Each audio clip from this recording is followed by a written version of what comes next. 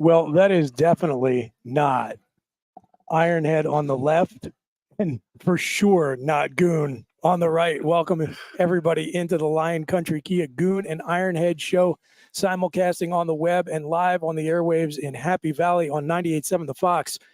I am Chris Buchignani. You just heard me drone on for an hour, and now if you want to stay tuned in, you can hear me drone for 2 more hours, but fortunately it will not be just me.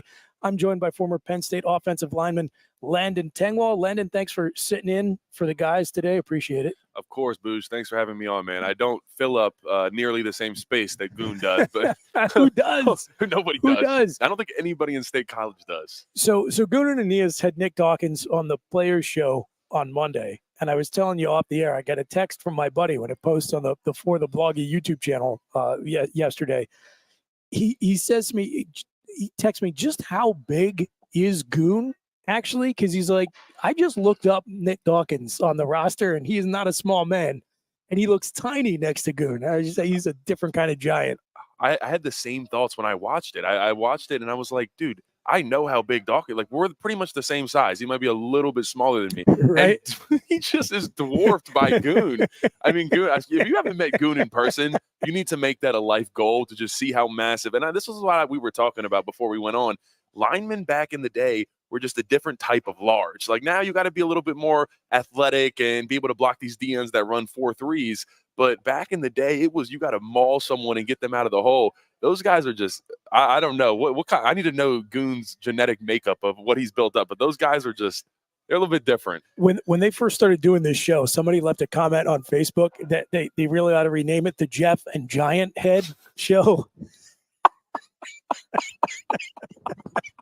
What do you think he wears, a 2XL helmet? I don't even they don't make them. I don't know. I mean, I will tell you, there were a couple of big boys on that team when he played, so they were probably prepared. Spider probably had them, he probably had to special order them. Yeah. But yeah, definitely. If anyone out there, the listening audience, and Goon's a man about town, you can find him for sure at a few of his key watering holes. Yeah, I was gonna say any bar, he might be there. Got to see him in person. Okay, Landon. So I think we were fortunate. We got 2 hours to fill and plenty to fill it with because the NFL is starting up tonight and then a full slate of games coming up the weekend. I think there are actually, and I talked about it in the last hour, some pretty intriguing college football matchups, and we'll talk about those. But I did promise the listeners that we would start off talking a little bit about Penn State's home opener. I know it's not the sexiest opponent in terms of Bowling Green, but I thought maybe where we could start is if you can give us a little bit of perspective from the players' side of things. When you were going into a game like this, especially after you just had a big emotional high where you were up to play an opponent that you knew you had to play well and be there for 4 quarters potentially, although they ultimately didn't really need to, but that's just because they executed so well. And then you get an opponent like this, and Noble and Goon have talked to me about how you know how to look at tape. You know that you're better top to bottom against the team you've got coming in. Talk me through what is going on inside the building this week to help keep the team focused and, not letting their attention wander when you got a Bowling Green come to town. Yeah, I just made a tweet about this, talking about James Franklin and the 1-0 stuff. And I said, he doesn't really lose the games that he's supposed to win. Like, he just doesn't. We take care of business every time. Well, yeah, not even. We're talking, 2016 and on. We'll leave the other stuff out of there. But for the most part, in recent years, since I've been here, 2020 and on, well, maybe not. Let's leave 2020 out. Yeah, a little bit of a rough start. Listen, okay. First of all, 2020, I mean this. I mean this sincerely. 2020 does not count. Okay, no. Like I don't even think who won the title that year. Like Alabama. I think that was LSU year, wasn't it? That was 2019. Oh, that was. I don't even remember. It was Bama. I think it was. Yeah. Bama. So I don't think even the Alabama people, and they claim every title they possibly can. Like they had one season where they're like 2-1 and beat Lehigh twice, and they still count it as a national championship year. Even they don't really care about the 2020 year. So you're off the hook on that one. But yeah, so you're saying about the 1-0 mentality. The 1-0 mentality, it really is a real thing. And I think it's important. And when you hear something, when you first hear it and you're a recruit, you just get in as a freshman, you hear the 1-0 and it's kind of like, all right, I don't really care. I get it. I get the message.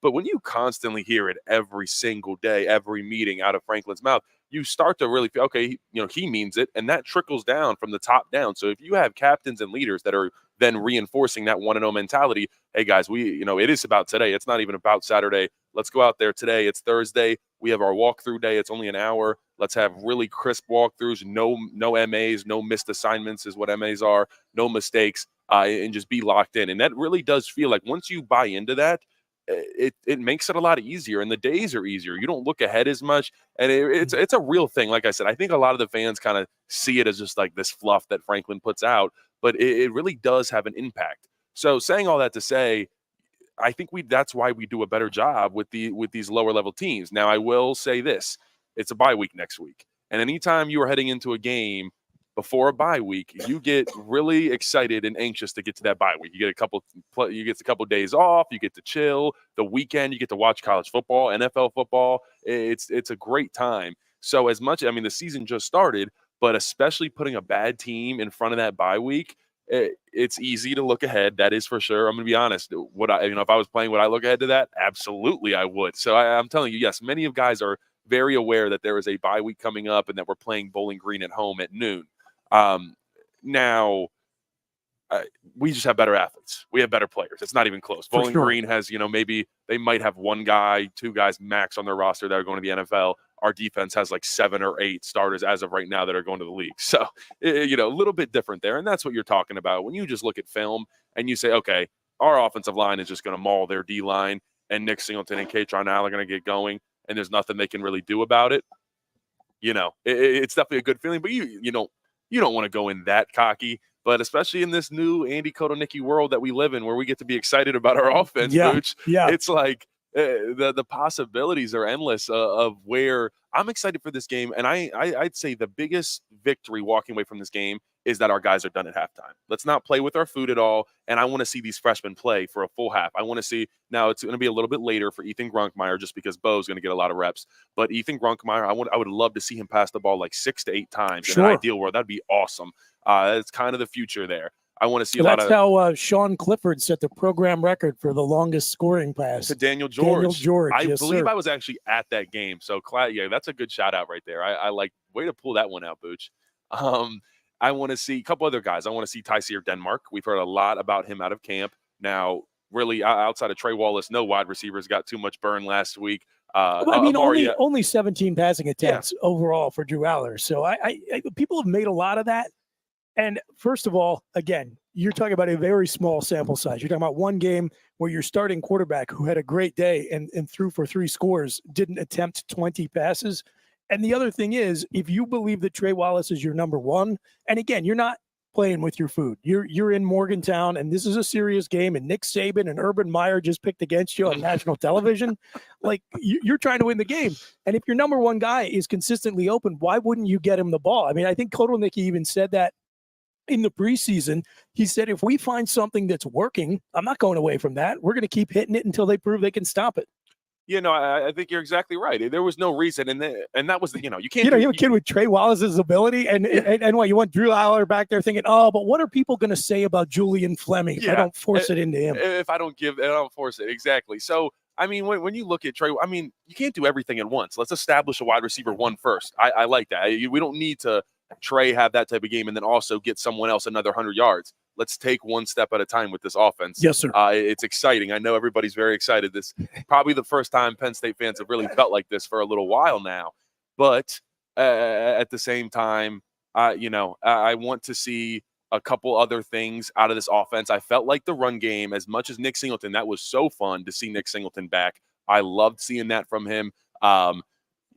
We definitely missed that last year. And I think big part of that is play calling. I mean, I think it can't be overstated how really just kind of bad the play calling was. I'm just going to shoot you straight. I was part of it. It really just wasn't good enough. You got to call it like you see it. Yeah, it wasn't creative enough. So Nick Singleton get 2 40-yard runs, one of them being a touchdown, and I think he kind of got a horse collar on the other 40-yard run, close to breaking that all the way for a touchdown. I just want to see us be a little more consistent on the ground game. I feel like there's a couple drives where we came out, ran the ball 2 times, and then we were sitting at 3rd and 8, 3rd and 9. That's not a world you want to live in. Let's try to get ahead of the sticks, meaning that we have 2nd and 4s, 3rd and 2s. So make it more manageable for Drew Aller. But, hey, come out. I still want to see us sling the ball, man. I want to see, we don't want to show our hand too much, but let's see how creative Andy Kotelnicki can be. Amari Evans was quoted saying, "We haven't even gotten to the good plays yet." I like it. So I like the sound of that. Yeah, that's exciting for us. From what I saw, I mean, it just looked creative. It looked like Andy Kotelnicki was putting the defense at a deficit all day, making them have to choose. And that is when, I mean, that's that new school West Coast offense that Sean McVay, and Andy Reid with the Chiefs, all these places in these NFL teams are starting to really do that, where you see all these pre-snap motions and it looks cool and it looks like it's deceiving to the defense. And that's because it is. When linebackers and safeties, they have keys they have to read. If someone motions, Right. hey, I have to follow him. You know that as an offensive coordinator. If I'm moving, it's like a puzzle piece. I'm moving this guy, or chessboard. I'm moving this over here. How can I now take advantage of where I'm moving that guy? I know this safety is going to have to move 5 yards to the left because of this motion. Now, how do we take advantage of that? And that's actually something that Andy Kotelnicki did on that Nick Singleton 40-yard touchdown run. I saw your film study. Yeah, I did a film study. Check it out, Landon Tengwall on Twitter. I break it down. It's just 1 minute if you want to check it out. But what happened was we ran a counter run to the right, so we pulled the left tackle and we pulled the left guard. But before that, Andy Kotelnicki brought Amari Evans from the slot position on an orbit motion, meaning that he goes basically down around past Drew behind him and then continues on. And what that did was it took the Mike linebacker out of the play. It took him he drifted a good 5, 6, 7 yards out of the play. And once Nick Singleton got to that 10-yard mark, he gained about 10 yards. That is where the middle linebacker would have been there to make the tackle. But because Andy Kotelnicki used pre-snap motion to pull the middle linebacker out of the play, then Nick Singleton was able to break loose and score that touchdown. If he didn't use that pre-snap motion, it was just probably an 8 to 10-yard gain max. Yep. Using just pre-snap motion, turn that into a 40-yard touchdown, because you take what was a 7-man box, meaning there are 7 defenders in the box. Using that orbit motion, it pulled the middle linebacker out. It's now a 6-man box. You only have 6 blockers, including the tight end. Works a lot better, hat on hat, and Nick Singleton took off like we love seeing. So that's just kind of an example of how Andy Kotelnicki's influence is putting his guys in better positions to make plays for this Penn State offense. And not for nothing, you talk about 6-on-6 blocking. All the guys up front did their jobs and did it well. You're a former offensive lineman, Landon, so I'm sure this speaks to your heart. I thought, again, all the caveats, 1 game sample size, I get it. And we don't know how good West Virginia is, but we know they've got a pulse. We know this is a legit Power 4 team, even if it's maybe 4 out of 4 when we're talking about the Big 12 as a conference. I thought the offensive line looked pretty impressive, especially when you consider that they were replacing 3 guys who are going to suit up for NFL teams this weekend. Yep, you're absolutely right. 222 on the ground for Penn State against West Virginia and no sacks. So I posted a video on Twitter. Once again, go check out my Twitter at Landon Tengwall of the Temple Week 1 2015 game. Sorry to bring that up, guys. Sometimes I bring stuff up and I just get these reactions because I wasn't around then. So, I don't really know. It's like, I had a lot of $18 Yingling lagers that day. I want to tell you, I just want to talk to you about where we were psychologically as a fan base. Okay. This is like year 3 of the sanctions. We just gone there. You had the same coach my entire lifetime. And there were people who were 10, 15 years older than I was who had the same coach the entire lifetime. Then we had Bill O'Brien for 2 years. And then in comes James. We go to Temple. And we're in the link, and there are all these drunk, angry, bloodthirsty Temple fans just MFing us the entire time, just really letting us have it. And we just get destroyed. We absolutely get destroyed. I've gotten to be friends with Paris Palmer, who was the starting left tackle in that game. God bless poor Paris, just coming from Lackawanna, JUCO, and he gets his first start on the road against that Matt Rule defense that he had been building up, and Rule plays every card. He got those guys just frothing at the mouth. He's like, "You're Pennsylvania. You're from New Jersey. These guys didn't want you. They thought you weren't good enough to play there. They were just primed to come out and kick Penn State's butt." So they just embarrass us. All the Temple fans are screaming at us as we're leaving the stadium. It's doubly brutal for me because I'm an Eagles fan walking out of the link, just getting absolutely crushed by the worst of the Philly fan base. So that night, we're still in town, and they do these things, these like pop-up, like bar club type things. They use like old abandoned buildings. So it's like this old Philadelphia ward school. And I am on the roof of this building. Again, like $18 Yinglings deep. staring off into the Philadelphia skyline, and I'm just wondering, like, is this it? Like, or is this it? We're done. This could be. People said I didn't speak a word for like 2 hours and just staring off into nothing. That's an all-time low, I guess, as a Penn State fan. Losing to Iowa at home 6-4 was probably even worse than that, but it was pretty bad. That was pretty bad. Yeah. There was a couple other moments. Even losing to Iowa there after that we were up. Sean Clifford got injured, and then you know what happened after that. Yeah, that one hurt. They were number 3 team in the nation. We were 4. But circling back around, also I'm calling. Sorry, everybody. I'm actually calling Paris Palmer tonight. I did not know he was the left tackle in that game. I'm gonna have to bring that up to him. I'll get the scoop on that one. Yeah, I want to mention that the following season, I forget what game it was, but the starting left tackle got hurt, and Paris had to come in. It was an important game. I want to say it was somewhere in that stretch of Minnesota, Maryland, Ohio State that would really determine how that season was going to go. And Paris had to step in, and he played great. I mean, it was just, again, totally unfair to ask him to make that transition and be those Temple guys. Yeah, I mean, week one. They were just ready. Hassan Reddick might have been on that team, no. actually. No. I mean, they were just ready to eat our guys up. So, yeah, it's a great example. I would show young players who maybe struggle. I'd show them that tape and say, here's where he was when he started. This is where he finished. And that's why you got to, give guys a little bit of grace when they're playing early. You're absolutely right. And we had a couple guys playing early. So finally, we're making our way back around to we got there talking about the Penn State offensive line play against West Virginia. And we have 3 new starters, Hunter Norzad, Olu Fashanu, and Caden Wallace all went in the draft. And so enter in Anthony Donk at right tackle. He didn't start the Peach Bowl. He got to play some, about a half for Caden Wallace, and he graded out one of the better offensive linemen in that game. Drew Shelton then is someone who played a lot his freshman year back in 2022. Olu Fashion, who got hurt against Ohio State, and he finished off that year pretty well. He was the blindside protector for Sean Clifford for that Rose Bowl run, and he did pretty good here. So coming back to this game this week in Morgantown, somewhere that is really loud, so you might get off the ball a little late as a tackle. The defensive linemen are looking at the ball. You're not really, so you kind of have to hear. So they might even get a jump on you. And to let up no sacks, that was really impressive to me. Now, I will say, West Virginia's defensive front is not very impressive, but I don't care. The guys that young, you have 2 young tackles. It can't be how important Olu Fashion and Caden Wallace were to this team last year, I feel like is not talked about enough. 1 sack combined between both of them. There was no pressure off of the edge on Drew Aller. So there's an expectation there, and that's something that Drew is used to, and something I'd say up to this point, Drew Aller, one of his bigger struggles has been throwing under pressure. Yeah. So I think that worry was there headed into the season. Hey, 2 new offensive tackles. How is that going to fare? Can Drew Aller, will he be able to sit back there and still deal some dimes? And it seems like so far the answer is yes. And I think you just continue building that confidence and that chemistry, because that's what it's about. 5 guys on the offensive line have to move as one. As you pointed out on that Nick Singleton touchdown run, every block lined up perfectly. Well, guess what? As an offensive lineman, if every block doesn't line up perfectly, you're probably not breaking off very long runs. It's not out at wide receiver. You can mess up and, it doesn't really matter as much.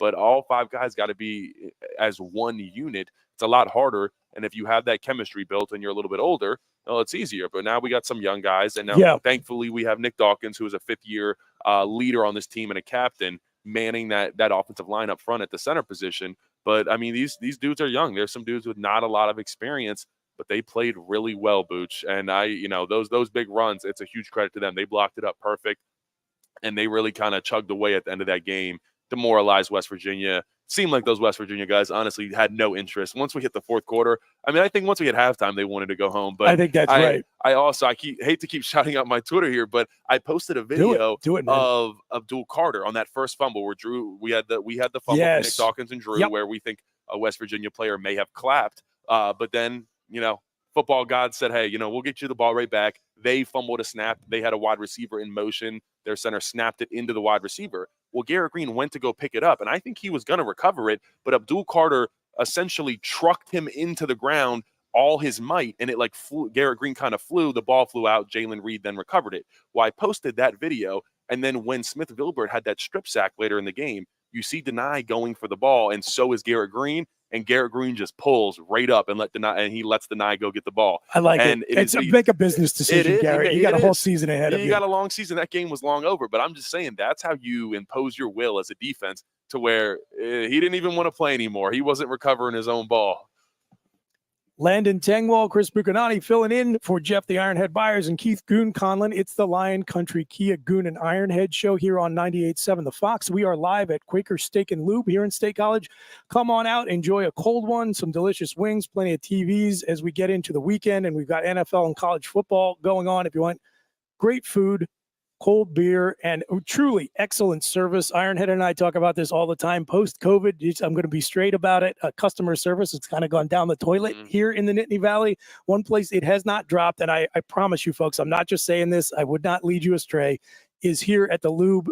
Their team just does an incredible job getting the right people in the right spots to succeed, kind of like Tom Allen did with his defense against West Virginia. So we're going to pop to a break here at the Lube. We'll be back with more of the Lion Country Kia Goon and Ironhead show right after this. Coast into fall with a new Kia from Lion Country Kia. Right now, get a 24 Kia Seltos for 5.25% APR for up to 48 months. A new Sportage plug-in hybrid at 0.9% APR. Check out our 23 Sorrento hybrid for as low as 4.5% APR. And don't forget, all 2023 and 2024 Kias come with a 10-year, 100,000-mile limited warranty. Stop in and meet with one of our sales experts today and coast into fall at Lion Country Kia. We want to see you in a Kia. If you love wings, if you love rings, and all kinds of other tempting things, great times, great food, get to Quaker Steak and Lube. Get our Best Wings USA, signature sauces, mouth-watering appetizers, or any of our delicious award-winning lube favorites. Great times, great food, get to Quaker Steak and Lube. The Center Hall Farm Store has been serving Center County and beyond for well over a half century. A small family business, the Center Hall Farm Store specializes in animal nutrition and manufactures its feed fresh using local ingredients. Get the best in horse, cow, pig, chicken, and bird feeds. If you're not already a customer, stop in and see why so many of your neighbors are. The Center Hall Farm Store at 110 West Allison Street in Center Hall, or call us at 814-364-1393. A lot has changed about State College. One thing that hasn't is W.C. Clark's Coffee Roasters on 234 East Calder Way. 30 different varieties of specialty coffee beans sourced from over 25 countries and roasted with love each morning in Happy Valley for over 45 years. They'll ship their fresh roasted coffee from their doorstep to yours. Order online at statecollegecoffee.com. That's statecollegecoffee.com. Two of the top names in local printing have combined to serve you better. King Printing of State College has merged with theprinters.com, forming one of the 400 largest printers in America. Combining traditional offset printing and digital workflow techniques, theprinters.com can print, assemble, package, and ship to anywhere in the world, all with the same high quality customers have known and trusted for over 50 years. Buy local and save. Get started today at theprinters.com. Ready to be part of something bigger? Come pave the road to success at Glen O'Habaker and discover a career where your hard work and determination can build a bigger, better future. Our team believes we can build a stronger future together. Join us at Glen O'Habaker, where we value teamwork on the field and on the job. Go to GOHcareers.com to apply. GOHcareers.com. And best of luck to all the Center County sports teams all season long from everyone at Glen O'Habaker. With a Timber Kids savings account, you can start to save money, earn prizes, and teach your kids the value of savings. It's easy as 1, 2, 3.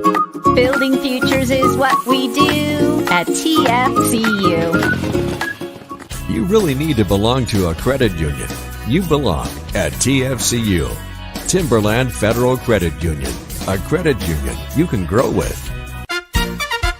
Get up and get going with the Happy Valleys, 98.7 The Fox.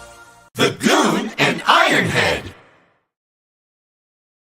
Not actually, not today. You got Buchignani and Tengwall instead filling in for the Goon and Ironhead, who are down in Harrisburg doing a charity fundraiser in the name of the late Marty Lane, really one of the great Penn Staters who has done a lot for a lot of people and almost never talked about it. So I'm glad that Jeff and Keith are down there just helping keep his legacy alive. And we're happy to be in here filling their seats as we get ready for a full weekend of American football, Landon.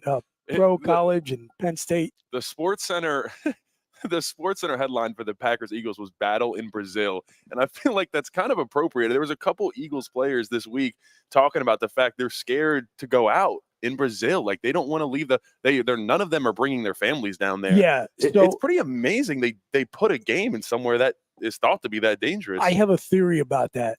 I think that the NFL Players Association was kind of subtly, or maybe not so subtly, encouraging guys to say that stuff in press conferences so that it would get out and circulated, because I don't think, look, they don't love these international games, period.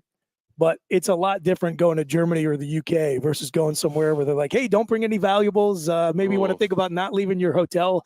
And so I think getting this into the headlines and getting people like us to talk about it, there's probably a little method to the madness there. No, I agree with you, but it's just, you're right. I think that, the cool part, I mean, it definitely sucks. Those London trips, guys don't like them, but I'm sure majority of guys, when they go, unless you're the Jacksonville Jaguars who plays there every year, you really haven't been over there. Sure. So it's definitely a cool experience to go over to London, and you get to sightsee, and everybody brings their families, and it's a good time. So I'm sure it's something memorable for a lot of guys. Yeah, they don't say, hey guys, when you're over there, don't let anyone know you're American. Yeah, okay? Exactly. And now it's Brazil. I don't want to bring my family. I'm afraid to bring any of my jewelry. I'm not walking the streets. It's like, okay, well, you're taking the whole point kind of out of the international game. It's to also give the players that experience. I mean, I don't think people realize you get there early. I mean, it's similar to how college teams do bowl sites, where you get there for a week early and you do cool stuff. You have team trips. You go to whatever. If you're in London, I'm sure you go see a ton of different cool spots. When we'd be in Florida or California, we go to Disney World together, that type of thing. So that's what happens, even when you go on these NFL trips. But now you make them go to Brazil, and it's like, I just don't understand the thought process. I mean, obviously, they're trying to expand the game, and it's working. More and more, we're seeing some specimens just come out of everywhere else of the world. I think they're starting to catch up in terms of football, and you've seen it in basketball. I think a bunch of the top draft picks from this past year were not American. So it's definitely changing as far as getting other athletes around the world involved. But I don't see the appeal in Brazil at all.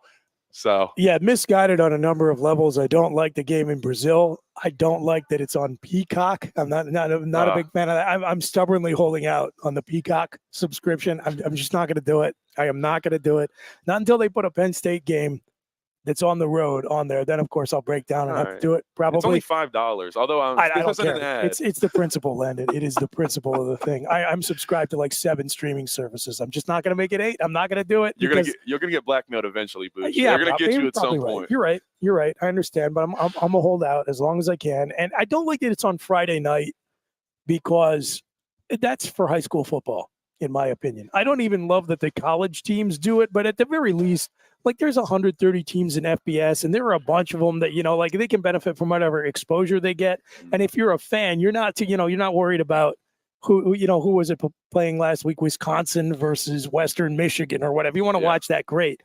But to me, for the NFL, the Premier League, that relies on people coming up in the sport as players and as fans, to take that night away from high school football, I don't like it. Not at all. I think you're dead on there, Booch. And because everybody knows high school football is the purest form of football. It doesn't, I don't care. I mean, as cool as it is to walk out of Beaver Stadium, out of that tunnel, 107,000, I don't care. It doesn't touch those high school football nights. I get chills talking about it. It's just different. And I think you're right. NFL kind of infringing upon that. It's not cool, because I love to turn on ESPN and see one of the top high school football matchups. And then it's so cool. And there's so much great high school football in Philadelphia and in Wisconsin, frankly, but especially in Philly. I mean, to take that night away from those guys is cool. I had to play St. Joe's Prep with Kyle McCord and Marvin Harrison, and a couple. I think one of the Trotters was on there. Yep. A couple other dudes. That was I was in the same class as them. We were all sophomores, and we lost by 1 point. I went to Our Lady of Good Counsel in Maryland. We're top 25 team as well. But that was different. Marvin Harrison took my man Cam Hart, who actually is now, I believe, on the Bears. He got drafted. He went to Notre Dame, and he took him for 3 touchdowns, 150 yards. And that's when we really knew. I mean, we heard before the game, it was like, oh, Marvin Harrison, like, yeah, okay, it might be good. Another one of those just father-son. They say the son's good just because the dad was a legend. No, we soon found out that wasn't the case, and now I have to hear Gus Johnson say Maserati Marv every single Saturday of the rest of my life. So. You know what makes me want to puke? I mean, this makes me physically ill. I'm not even exaggerating. They're saying that Jeremiah Smith is going to be better than Marvin Harrison. I mean, it's infuriating. I don't know where they find these guys, but one goes on to the NFL or two go on to the NFL, and they just replace them with guys who are as good or better. It's sickening. I think Brian Hartline has been the wide receiver coach. He's probably had head coaching jobs, let alone OC jobs at places, and he is just sticking there as the wide receiver coach, and he's pumping out probably the most insane stretch of wide receivers from any college universe. I mean, we'd have to look it up, but I mean, even just recently with like Chris Olave and a couple, there is a ton of names. I mean, Michael Thomas was pretty much going to be one of the best wide receivers ever, and then he kind of dipped off really hard. But they've had guy after guy after guy. Curtis Samuel was pretty good for a little while, but it just feels like at quarterback as well, they always had a guy. Now, that's a little different now. That is something that has changed about Ohio State, where it felt like every year they had a quarterback that was not only elite, but is also mobile. I mean, they always had a quarterback that had a running threat to them. Now it's a little different. So hopefully it's something we can take advantage of. What has happened in the NIL plus transfer portal era is that you can't stash your second team quarterback quite as easily as you could back in the day. So if you swing and a miss on a guy in the pipeline or two guys, then it starts to become a problem for you. And you brought up Kyle McCord at St. Joe's Prep. That obviously did not work out the way they were hoping for in Columbus. And then you look at Drew Aller's recruiting class. And you and I have talked before, Landon, about this theory that maybe there was kind of a lapse in their development because of the COVID year, them all losing their junior year of high school football.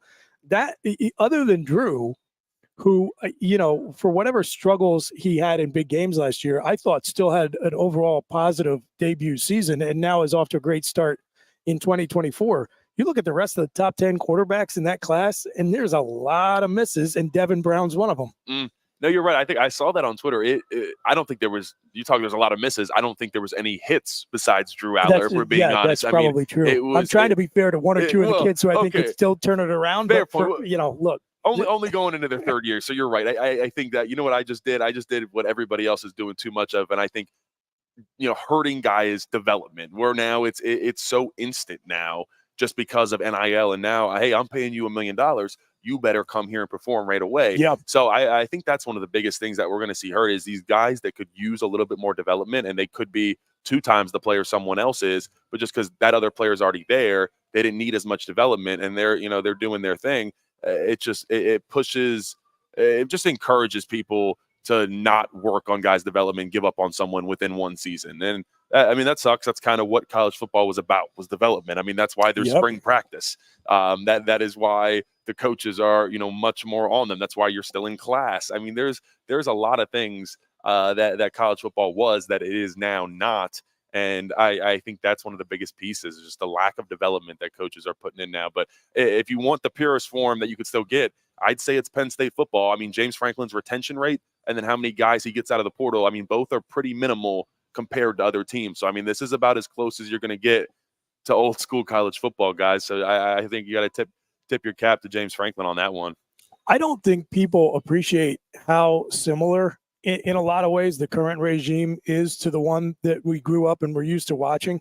And in one of the ways, Landon, as you talk about how the game has changed on the recruiting trail and in terms of roster development, the way Joe always used to approach his recruiting was, his idea was every 4 to 5 years, we want to have a team that we believe is a legitimate contender to win the national championship. Now, again, back then, it was about running through your slate and impressing voters in the Associated Press and in the coaches poll. But the idea was you wanted to have the raw talent to force yourself into that conversation. And so he would always, about one every 3 or 4 recruiting cycles, they would go all in and try to knock it out of the park and put together what today you would think of as a top 10, top 5 class. And then in the following years, they would look to backfill and say, okay, now that we know we've got X number of studs in the pipeline, where are the holes in the roster? Who do we have to acquire to be complementary to the guys we think are going to be the stars of the next team? And if you look at the way James has been recruiting, I feel like he's been sort of following that same pattern. Like you go to the first recruiting class out of the COVID year. A lot of people were banging on that 2021 class for not having any top-end stars other than the guy sitting next to me. No, I wasn't. I was the top, and I still wasn't really that high. So, I mean, no, we really didn't have that much star power. You were, like, considered the gem of that class. And then right after that, you know, people were looking at it, and because they become so obsessed with this stuff on the recruiting websites, they're, like, saying there's a big drop-off here.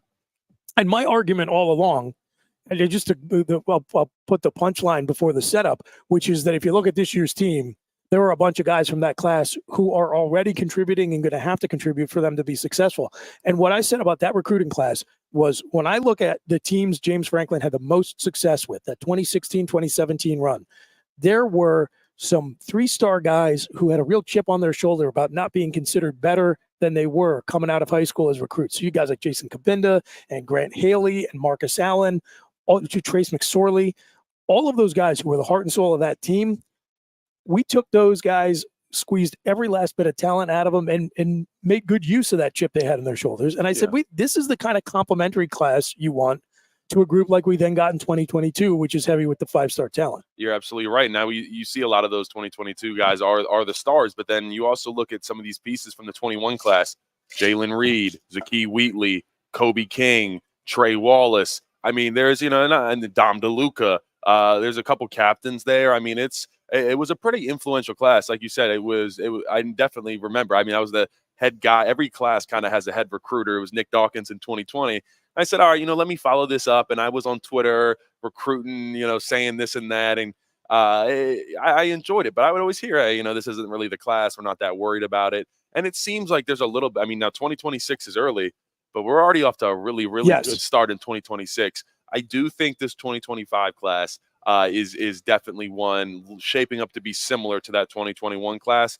Just we're not in a great place recruiting-wise. We don't have to get too far into this, but I've been looking at it. As far as 24/7, they have us with one recruit inside the top 200, Booch. Ohio State. Is it really only one? Only one. 200? I have to double check. I'm trying to think. The two new guys we just had committed. I don't know if that's different, but before these two new commitments, the offensive lineman, and then that flip away from Virginia Tech. Outside of those two, we'll double check that in a second. I'm pulling it up now. But before that, we only had one guy inside the top 200. Now you look at Ohio State; they had upwards of like 8-9 guys in the top 150, and they had three of the top 6 players in 2025 class, and one of them is a quarterback. Always. So now, to be fair, 13th ranked class overall, and you pair them up with a class like we think we're starting to assemble in 2026, and then all of a sudden, again, these guys don't have to be superstars. What they have to be is great Penn State football players. Yep. And again, go back to the 21 group. How different does that defense look last Saturday without Jalen Reed, Zakee Wheatley, and Kobe King? Just those 3 guys. And how important was Kalen too? Don DeLuca too. Yeah, I mean, he was in there a lot of time. I mean, it was really important. So yeah, there's the 2 new guys we got. So I think before that, Darius Dixon, cornerback out of Mater Dei,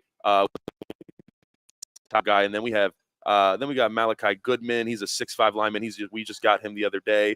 125th ranked player in the nation. He plays interior offensive line, and then Matthew Ouden, wide receiver out of Portsmouth, Virginia. There we go. I like that. Ranked 139th overall in the nation. And that's the type of playmakers we got to get. I mean, I feel like for the most part, up to this point, and now we can't crown Trey Wallace king yet, but up to this point, I mean, we really haven't had a significant wide receiver since Jahan Dotson. I mean, Parker Washington was obviously very good, but Jahan was the last dominant wide receiver we had. Now, Parker would, I feel like there was some spurts of dominance out of Parker, but he wouldn't always just take over like Jahan would. I mean, we've only had 2 1,000-yard receivers within the past 10 years. Which is wild. It's insane. Me. That's just Godwin. I believe it was 2015, and then it was Jahan Dotson in 2021. So it's time to start recruiting these wide receivers that are next level that Ohio State gets. Like I said, the 3 out of the top 6, and then the other 2 guys are both cornerbacks. inside that top 6 players in the nation. So Ohio State has what it seems like some elite cornerbacks coming their way too. We got to get some good wide receivers to combat those 2 top 5 overall cornerbacks in the nation. Well, this is what happens on Bowling Green week. Yeah, we spend time thinking about the future because the weekend's opponent is not too compelling. I do have some questions I'll have for you on the other side of the break, Landon, just about. Yeah, I thought you did a good job yesterday when you were on the radio with doing the Behind the Wall pregame show, which is going to be Wednesdays 3 to 4 here on the Fox. You did a good job talking through some of the things this team needs to work on coming out of West Virginia. So I'll ask you some questions about that. You are listening to the Lion Country Kia Goon and Ironhead show. We're live at State College's Quaker Steak Lube. We will be back after this short break here on 98.7 The Fox. Coast into fall with a new Kia from Lion Country Kia. Right now, get a 24 Kia Seltos for 5.25% APR for up to 48 months. A new Sportage plug-in hybrid at 0.9% APR. Check out our 23 Sorrento hybrid for as low as 4.5% APR. And don't forget, all 2023 and 2024 Kias come with a 10-year, 100,000-mile limited warranty. Stop in and meet with one of our sales experts today and coast into fall at Lion Country Kia. We want to see you in a Kia. If you love wings, if you love rings, and all kinds of other tempting things, great times, great food, get to Quaker Steak Lube. Get our Best Wings USA signature sauces, mouth-watering appetizers, or any of our delicious award-winning lube favorites. Great times, great food, get to Quaker Steak Lube. The Center Hall Farm Store has been serving Center County and beyond for well over a half century. A small family business, the Center Hall Farm Store specializes in animal nutrition and manufactures its feed fresh using local ingredients. Get the best in horse, cow, pig, chicken, and bird feeds. If you're not already a customer, stop in and see why so many of your neighbors are. The Center Hall Farm Store at 110 West Allison Street in Center Hall, or call us at 814-364-1393. A lot has changed about State College. One thing that hasn't is W.C. Clark's Coffee Roasters on 234 East Calder Way. 30 different varieties of specialty coffee beans sourced from over 25 countries and roasted with love each morning in Happy Valley for over 45 years. They'll ship their fresh roasted coffee from their doorstep to yours. Order online at statecollegecoffee.com. That's statecollegecoffee.com.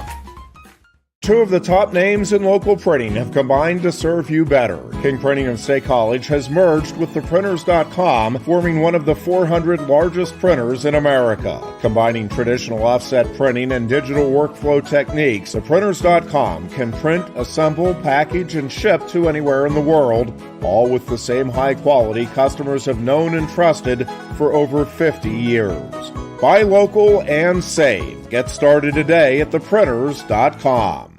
Ready to be part of something bigger? Come pave the road to success at Glen O'Habaker and discover a career where your hard work and determination can build a bigger, better future. Our team believes we can build a stronger future together. Join us at Glen O'Habaker, where we value teamwork on the field and on the job. Go to GOHcareers.com to apply. GOHcareers.com. And best of luck to all the Center County sports teams all season long from everyone at Glen O'Habaker. With a Timber Kids savings account, you can start to save money, earn prizes, and teach your kids the value of savings. It's easy as 1, 2, 3.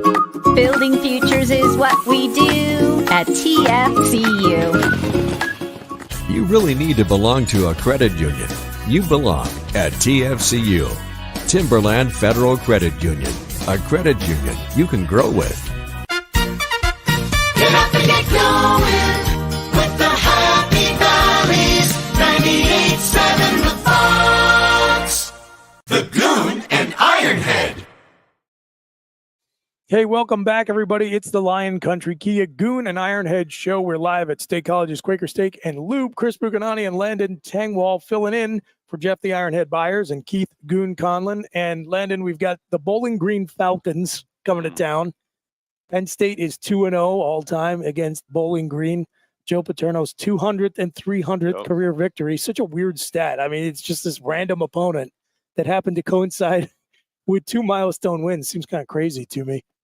Penn State's 30-3 all time. I think this is an interesting stat against schools that are currently part of the MAC. 2 brutal losses this century. My first as a student broadcaster when I was in school at Penn State. Penn State drops the home opener of the 2000 season to the Toledo Rockets. Oh, kind of an embarrassing day for Nittany Lions fans. And then first game of the Bill O'Brien era. Penn State ahead at halftime, but loses to the Ohio Bobcats in Beaver Stadium. Yeah, not so good. well, good thing I don't remember any of those. Hopefully they were just significant to you and not most of the fans. They were significant to anybody who was affiliated with them. Trust me, it was it's hard to forget losing to Toledo or Ohio. But in general, these are tune-up games for Penn State. I got you beat. I had to be on the field for Illinois 9 overtime, so I win. So I win. I have to win that one. That one takes the cake. Absolutely. I'm not even going to attempt to challenge that. I agree wholeheartedly. Oh man. Okay, Landon. So things looked pretty good against the Mountaineers last Saturday, but there are always things to clean up. And, Noble was saying about these games against the sacrifice type opponents, you might get coached harder because, there's such a talent mismatch and trying to keep the players focused. And you're trying to use these as improvement opportunities. There's an old song, college football, that you never improve more than you do from week 1 to week 2 on the field. So what are some things you're looking at on Saturday that they can improve on from what they did versus West Virginia last week? Yeah, I think the first thing, and you hit it there, is that the coaches might even go a little bit harder. And it's almost like when you're playing Ohio State in those type of weeks, it's like, all right, I want to make sure they're loose. I might not want to yell that much. You're really thinking about how to not put pressure on your guys. Now, in a game like this, it's the exact opposite. You're right. The coaches are tweaking at every little thing. I mean, you have one little MA that's not just exactly right, and they're going to go at you because they do not want you to slack off headed into this week. And you drop one like this, it's a bad time. And now what would have been a season ruiner, not all the way with the new 12-team playoff, but definitely would still hurt. So the coaches are definitely riding your tail a little bit more against these kind of slack teams. But talking about what we need to continue on, I want to continue to see Drew Aller to Trey Wallace. I don't care what anybody says, as much as we need to get Fleming involved. We need to get. No one is as big of a playmaker as Trey Wallace. He has a 40-inch vertical. He is able to actually create separation, make a true play on those 50-50 balls, which we haven't had since Parker Washington, Jahan Dotson. Yeah. So that is really nice for Drew. Now we have a guy, often other teams, Ohio State, are able to lob it up to their guy with 6 seconds left on the 30-yard line, going into halftime. They've had that forever. And we really haven't had that for a little while. And now if Trey Wallace can be that guy, I'm excited if we have a true QB1, wide receiver 1 connection there with Trey Wallace and Drew Aller. And every time you connect on one of those throws, like that touchdown pass at the end of the first half last week, that increases the quarterback's confidence that he feels, hey, I can put this up here, and there's a good chance the guy's going to make a play on it. Exactly. It was having that trust in your guys, I think. Which you didn't see last year. Exactly. I think you only saw that really to Tyler Warren. That was it. That was someone that Drew Aller trusted. Outside of that, it was like, I don't really know. So now coming into week 2, let's keep that going. I'm excited about that. I definitely want to see some other targets to Fleming and other guys, but they're just not game breakers, in my opinion, the way that Trey Wallace is. I mean, Amari Evans saw his 55-yard reception, may have been a little bit of offensive pass interference, but we deserved it after some of those spotting calls. And the DB was getting handsy with him down the field too. And one thing I will say about the officials, other than the fact that maybe that's a little bit of a makeup call for screwing up the 4th down review, I felt like they let the guys get a little bit more physical and play both ways the whole afternoon. So to me, I always say it's like a strike zone, just call it consistent. And so if you're going to let the DBs, just get a little physical with our receivers down the field, then let them push back a little bit. Yeah, I agree with you. The refs have to be fair. If you're gonna call it one way, call it that way for both teams. So. Now, by the way, though, Amari, for real, you're not getting that one a second time. So please try to be a little bit more subtle about it. I don't know if you heard last night. He said I did not push off. So he said that, I believe, to Audrey Snyder. I saw that on Twitter. Okay. So I feel you. Don't admit any blame there. The refs. Jordan didn't push off against Utah. Either. You're right. It was all momentum. Exactly. But okay. So outside of that, I think we continue to see the same thing on defense, and that's Bowling Green has a really good rushing attack. They rushed for over 300 yards, 5 touchdowns on the ground last week.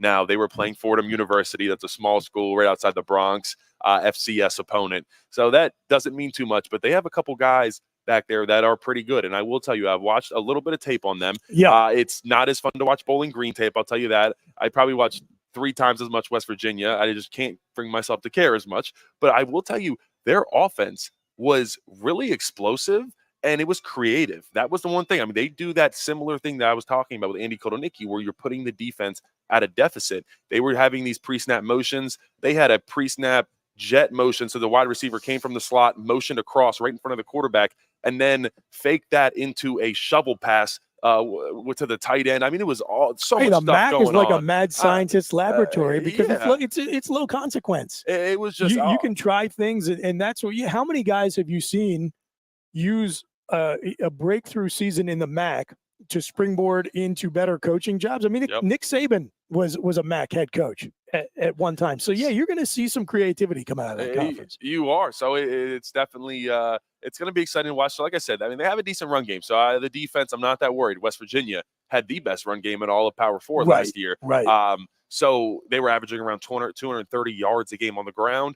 Penn State keeps them to 85 yards. So, and Garrett Green, I believe, only had around 10 rushing yards. That was someone that I think everybody's kind of key to victory was, hey, you have to contain Garrett Green. Don't let him get going with his legs. He had 3 100-yard rushing games last year, and he was a non-factor. He was, like we said earlier, so beat up, he didn't even want to dive for the ball in the fourth quarter when he fumbled it. So pretty demoralizing day for Garrett Green there in Morgantown. You know, we have the best, for my money, turf grass department in all of America at this university, and I think Connor Bazelak is going to learn all about it because that kid cannot move around the way Garrett Green does, nor do I think he has a NFL-ready left tackle protecting his blind side like West Virginia does. So I'm expecting the issue of the defensive ends not getting home for the sacks to end this week. I will say I think Abdul Carter is going to get his sack. I'm pretty confident in that one. He was mighty close multiple times, and like you said, against someone in Wyatt Mullum, who is probably going to be a first, second-round draft pick. So there is a lot of opportunity for this defense to show out. And a little bit let's go a little bit deeper. Let's get into that depth chart. Let's see what we got. We saw Elliott Washington with a pick there towards the end of the game against West Virginia. And he's someone, I'll tell you, runs in the 4.3s. That is catapult laser time.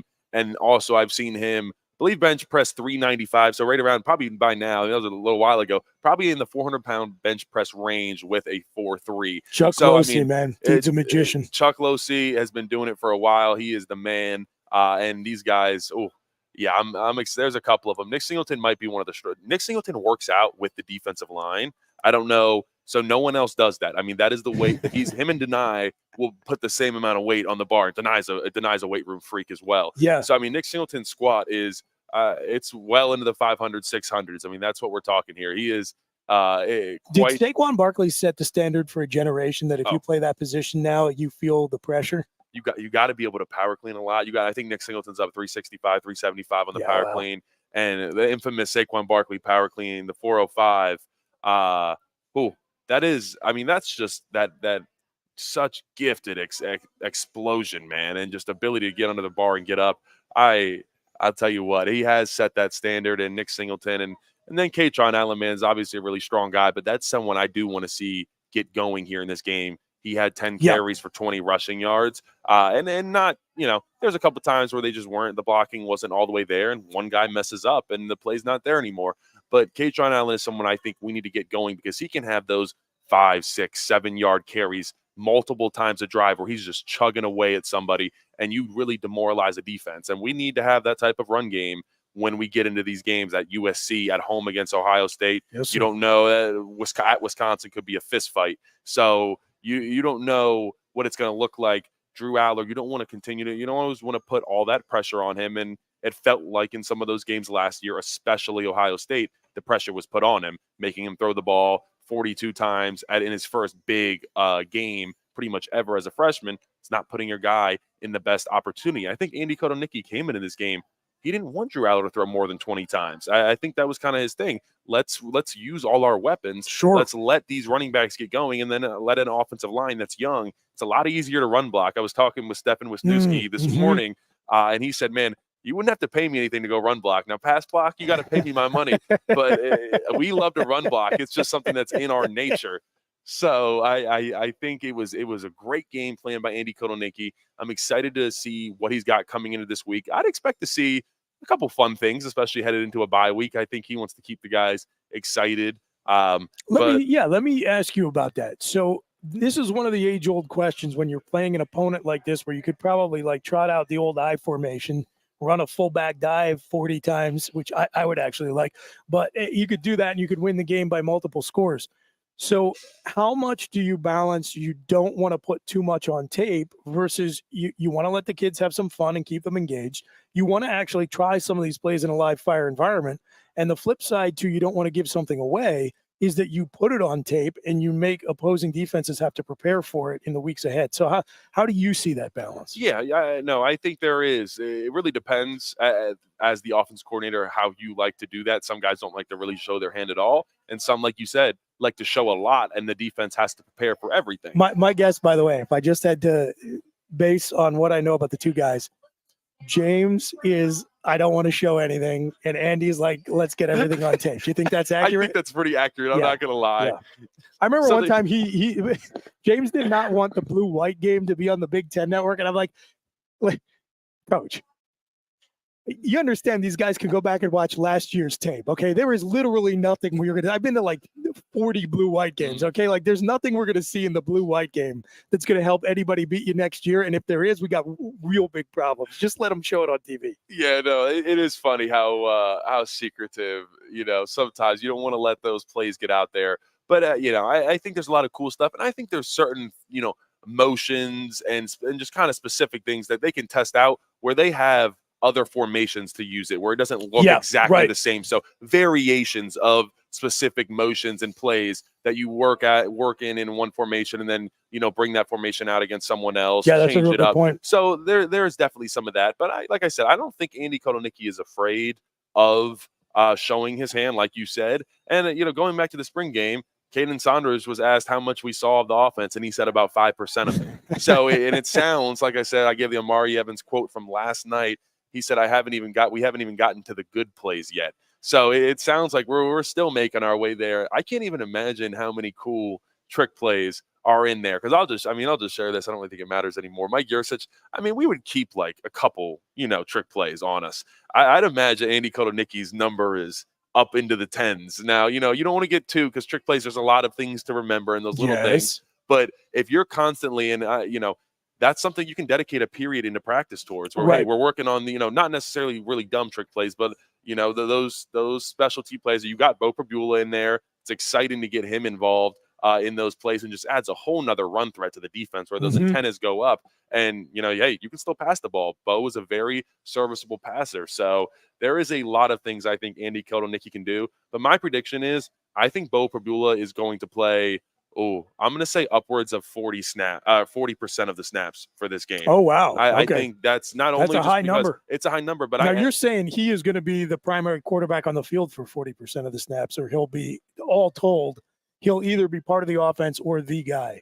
I'll say as a whole on the field. Okay. But I think there's going to be a lot more situations where he's in this game. I think they're going to want to use him more, especially heading into a bye week. And there's opportunity for, obviously he's going to play a lot of quarterbacks, so that's kind of why I'm hedging there too.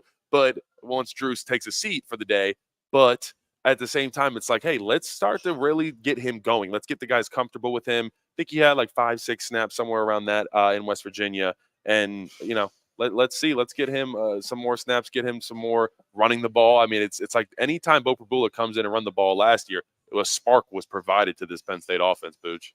Landon Tengwall, Chris Buchignani filling in for the guys on the Lion Country Kia Goon and Ironhead show live at State College's Quaker Steak and Lube. Landon, before we go to break, I'll just throw one more question to you about Bo Prabula. With Jackson Smolik hurt for what looks like is going to be a prolonged period of time, and we don't know when we're going to get him back. Got Ethan Grunkmeyer as your third quarterback. He is a true freshman, or a redshirt freshman. No, true freshman. True freshman. Yeah, true freshman. I know they like him. But ideally that kid is only going to play in situations where it's like fourth quarter versus Bowling Green. how much do you weigh the risk of just exposing Bo to hits because of the way you use him, that you all of a sudden might be down your emergency or your second QB, and now you've only got your starter and your emergency guy, 2 scholarship quarterbacks until Smollett gets better? Yeah, no, that's a really good point. And I do think you do want to be careful because Bo, not only, like you said, is the backup quarterback, but he's going to be a huge piece of this offense. Yeah. And you get him hurt in the fourth quarter of Bowling Green, you're going to be pretty pissed come Ohio State when you don't have that availability for him to come in and run some of those plays that work really well and put the defense on somewhere they do not like to be. So I think you got to walk that fine line. But talking about Ethan Grunkemeyer, like I said earlier, I'd love to see him pass the ball like 6 to 8 times. That would be just get a good look at him in game. We haven't really seen. Yeah, let him yet. Actually operate the offense. Yeah, let's see, because I mean, a lot of people can throw on air, but let's see what happens when you really step onto the field. Now, I will tell you, Brad Mendler is Drew Aller's quarterback coach, and he is also the quarterback coach for Ethan Grunkemeyer. Yeah. And they post videos together, and Trace McSorley, all 3 of them were actually working out in Haluba Hall and throwing, and Brad Mendler posted the videos. And I will tell you, when watching Ethan Grunkemeyer pass the ball, the ball jumps out of his hand better than Drew Aller or Trace McSorley, who's an NFL quarterback. I'm telling you, it's kind of crazy to talk about. He's a young cat. He needs to settle in. I'm sure there's a lot of other parts of his game that he still needs to develop. But I will tell you that natural throwing ability, and I've talked to Brad Mendler, their quarterback coach, about it. He thinks that Ethan Grunkemeyer has one of the best natural throwing abilities he's seen in a long time. So he looks like someone that could be special. We haven't really seen how mobile he can be. I think Drew Aller's kind of deceptively mobile. We saw that. Had somewhere, I think, around 55 rushing yards, 7 rushes on Saturday against West Virginia, and 3 of those rushes were on third down that continued a drive using his legs to keep it alive. So there definitely needs to be that piece. And in today's game, and I don't want to get too far ahead of myself, but I don't know how long Andy Kotelnicki will be around if he's calling plays like that. Sometimes there's a cap of 2 years if you're a really elite coordinator, but you got to be able to run in Kotelnicki's offense. So let's see if Ethan Grunkemeyer can also have a little bit of mobility to him. Something to look for on Saturday. Not a whole lot of suspicion or mystery about what the final outcome is going to look like, but definitely some things the team can clean up. Definitely some fun things they can show with that offense, learning opportunities to get a lot of those young guys on the field.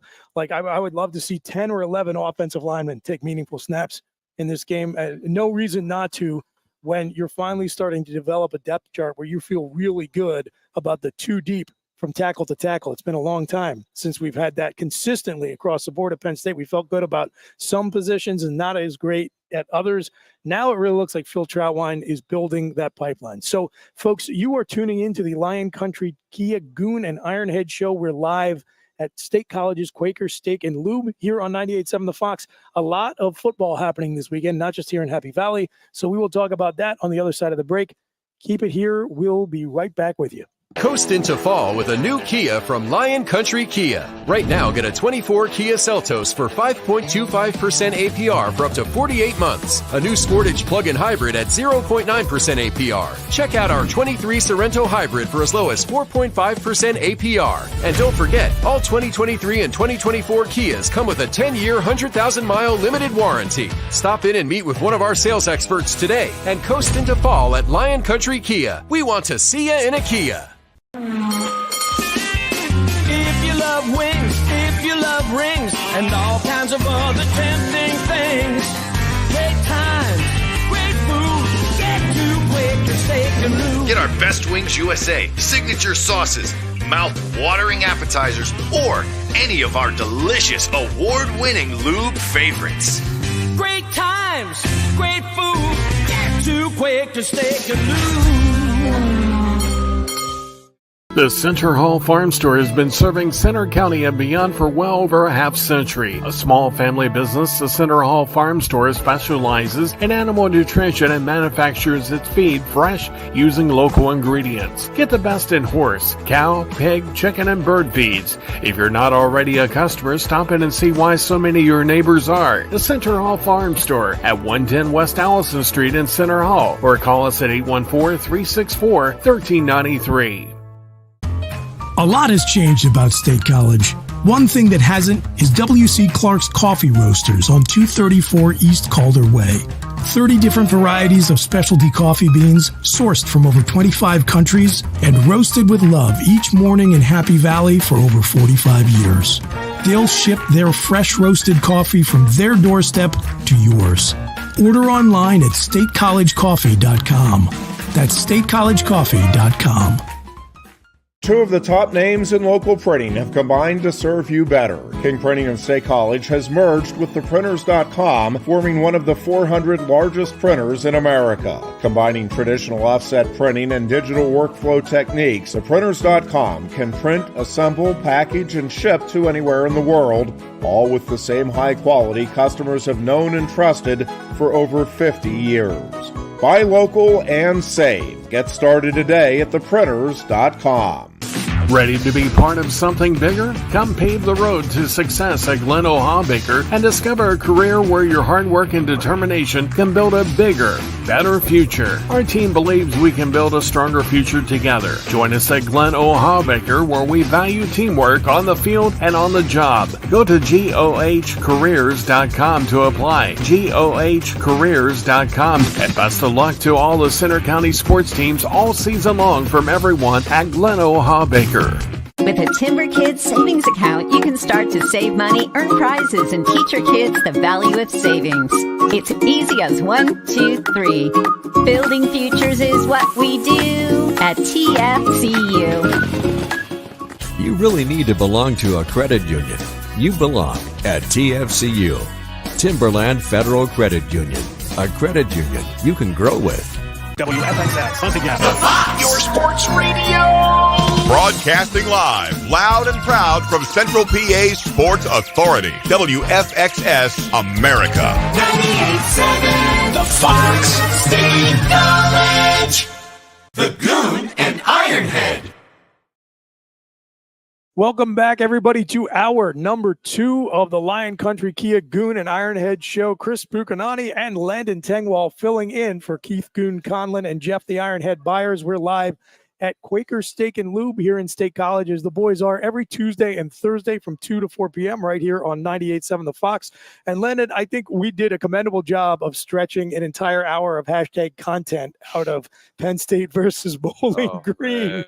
It's hard. It's not easy with these teams. Enough now. Enough. I hope everybody enjoys the first home weekend of the season. I always say there's only 7 of them every year. You got to enjoy them and give them the reverence they are due, even when the opponent is not the most inspiring. It's still a chance to get together with your friends and family, to tailgate, to be inside Beaver Stadium.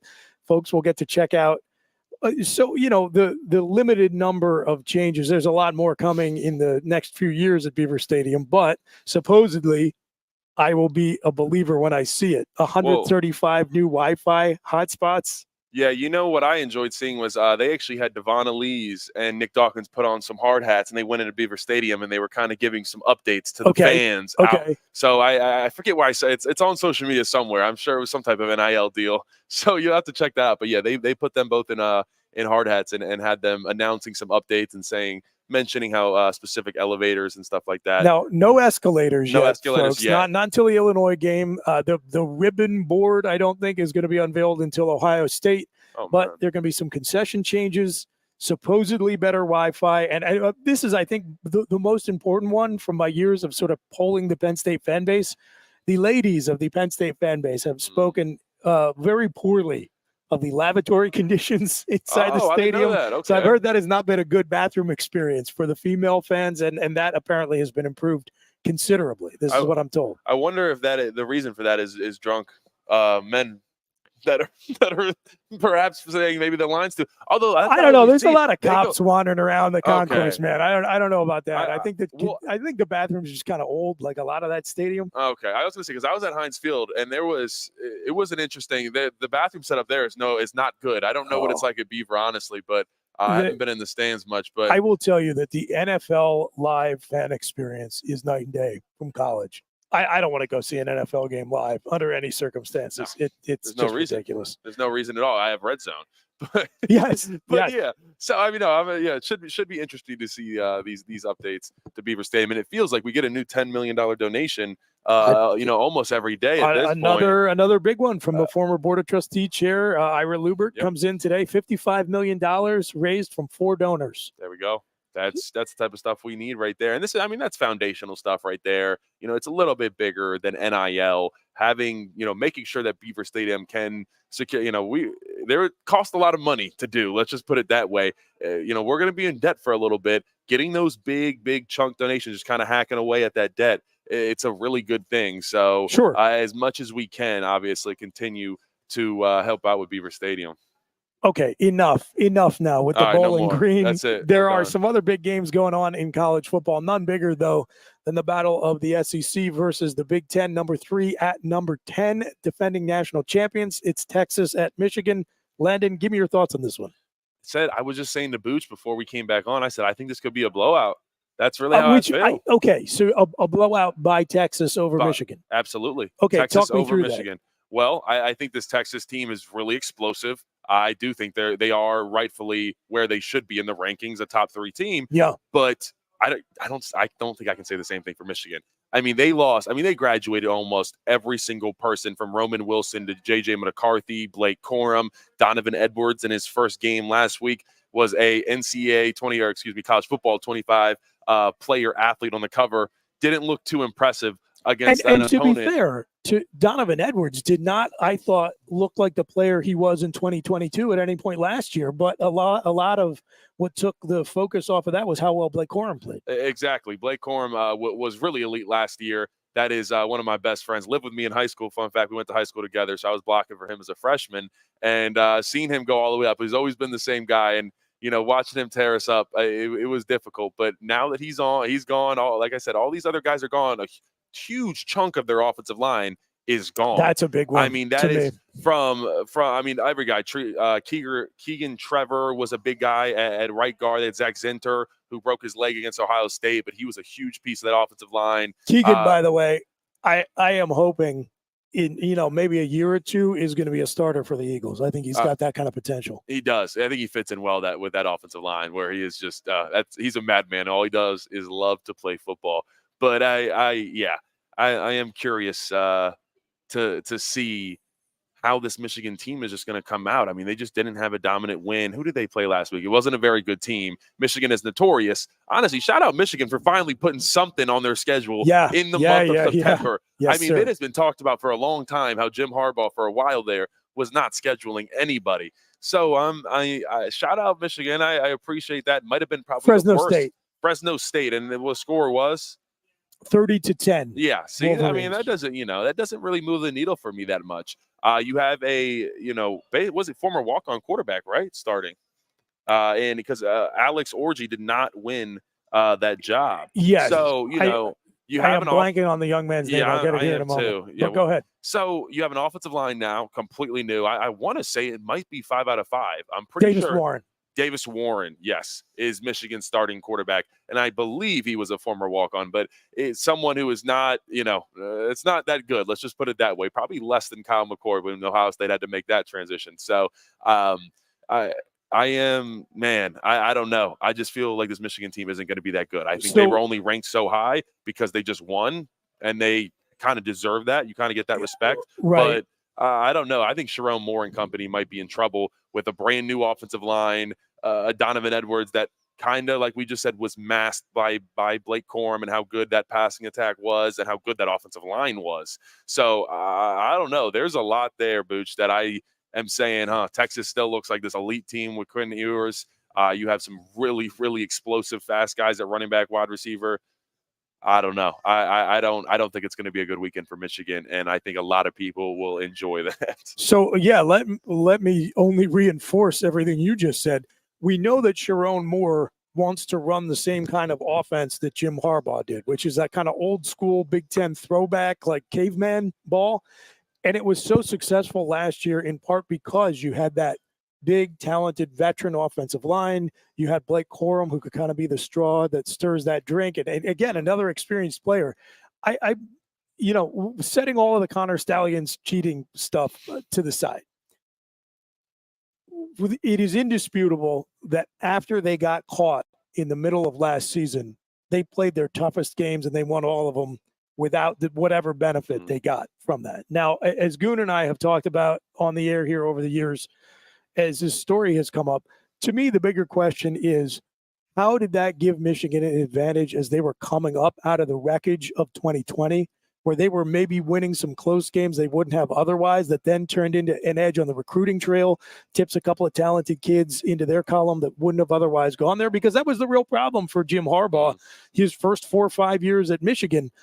It was always close, but no cigar. You know, he could have a top 15 class, but not a top 5 class. And then all of a sudden they start winning a few more of those recruiting battles. So I'm not dismissing it entirely, but there's no question that guy is a good football coach. He has won everywhere he has gone. He's an extreme weirdo. He is an alleged serial killer. Now, I'm not saying he is a serial killer. I'm saying if you listen to him talk for any period of time and ask yourself the question and answer honestly, do I think this guy might be a serial killer? If the answer is not yes, or at least maybe, I don't want to be around you for too long. I'm just asking questions. I feel you. I visited Michigan my freshman year, and I'll never forget, at the time, and I was a diehard Steelers fan growing up, so I'd always see John, and John, very clean cut, good-looking dude.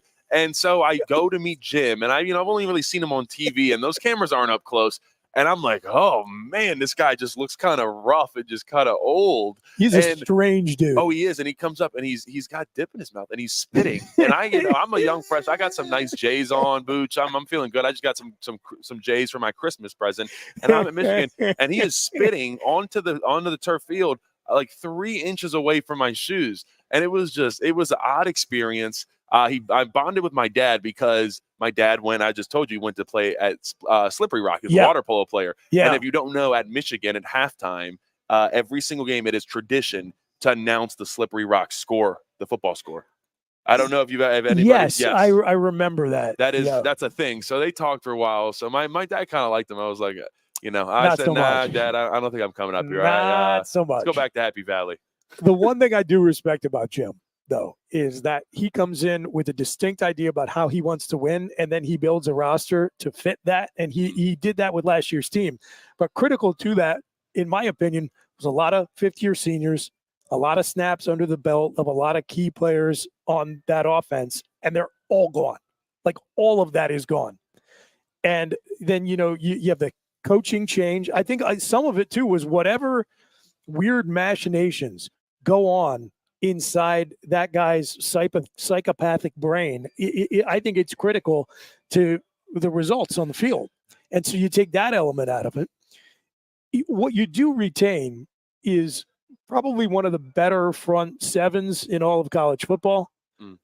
Will Johnson, who I know in my first hour here, I called Will Fuller. By the way, this is what happens when you've been watching football for a long time.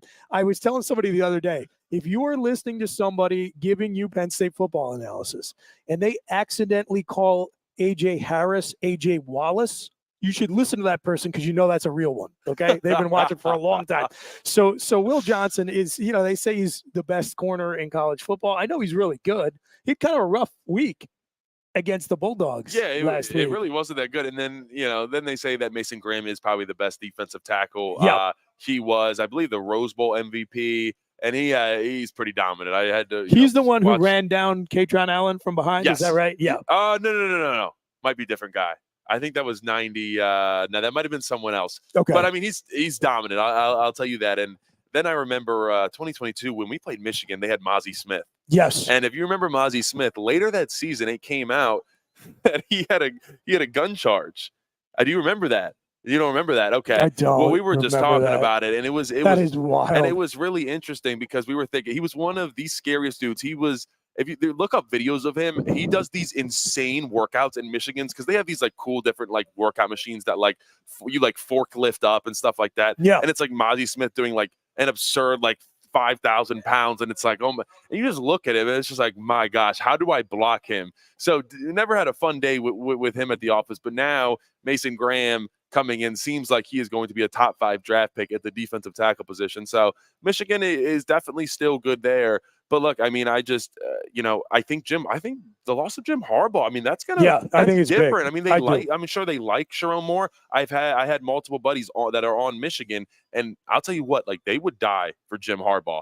Chris Jenkins and Blake Corum, I both went to high school with. Chris Jenkins, defensive lineman, went to the Cincinnati Bengals, and then Blake Corum, as I believe, with the LA Rams. And, I mean, they loved Harbaugh, and they went to bat for him. I mean, you saw what happened when they knew. I mean, if you're a homeless or you're a drifter going through Ann Arbor or wherever he happens to be coaching, you might literally die with Jim Harbaugh. I'm just saying. I mean, allegedly. But, yeah, go ahead. Yeah, but no, it really is. I don't think it's not talked about enough of that being the loss for this Michigan team, what Jim Harbaugh meant to them. Yep. And then on top of it, they're having scandals coming out. It's on Netflix. It's a distraction. You say now you're saying, our wins might be vacated. We're not national champions anymore, possibly. That starts to get to a team. And that's why I just don't think they have a chance against Texas, where it's just like everything is stacked against them. If they come out and win this, I would be thoroughly impressed with Michigan. And, depends on how they would win. But they would have to be up in the top 5 easily, but I just don't see a world where that happens. I just don't think they have the star power on offense anymore, and they don't have as much love to want to play for their coach. I mean, it sounds. I mean, sometimes it sounds crazy to say, but that's what it is. Jim Harbaugh meant a lot to those guys. To steel man the position for Michigan is what they say. Hey, we're at home. Texas is traveling into our building. We've got this great defense, and we can grind down the pace of the game, and we can dictate to Texas the kind of game we want to play in versus the kind of game they want to play in. And again, I don't know that I'm buying that, but if you're a Michigan fan, that's what you're telling yourself right now. Yeah. How about this, Landon? So they bring in Texas this week. They got a total cupcake game next week, and then they open Big Ten play. Do you know who they play against? I do not. At home, USC comes to town. Ooh. So USC is looking good too. That is welcome to the Big Ten for USC.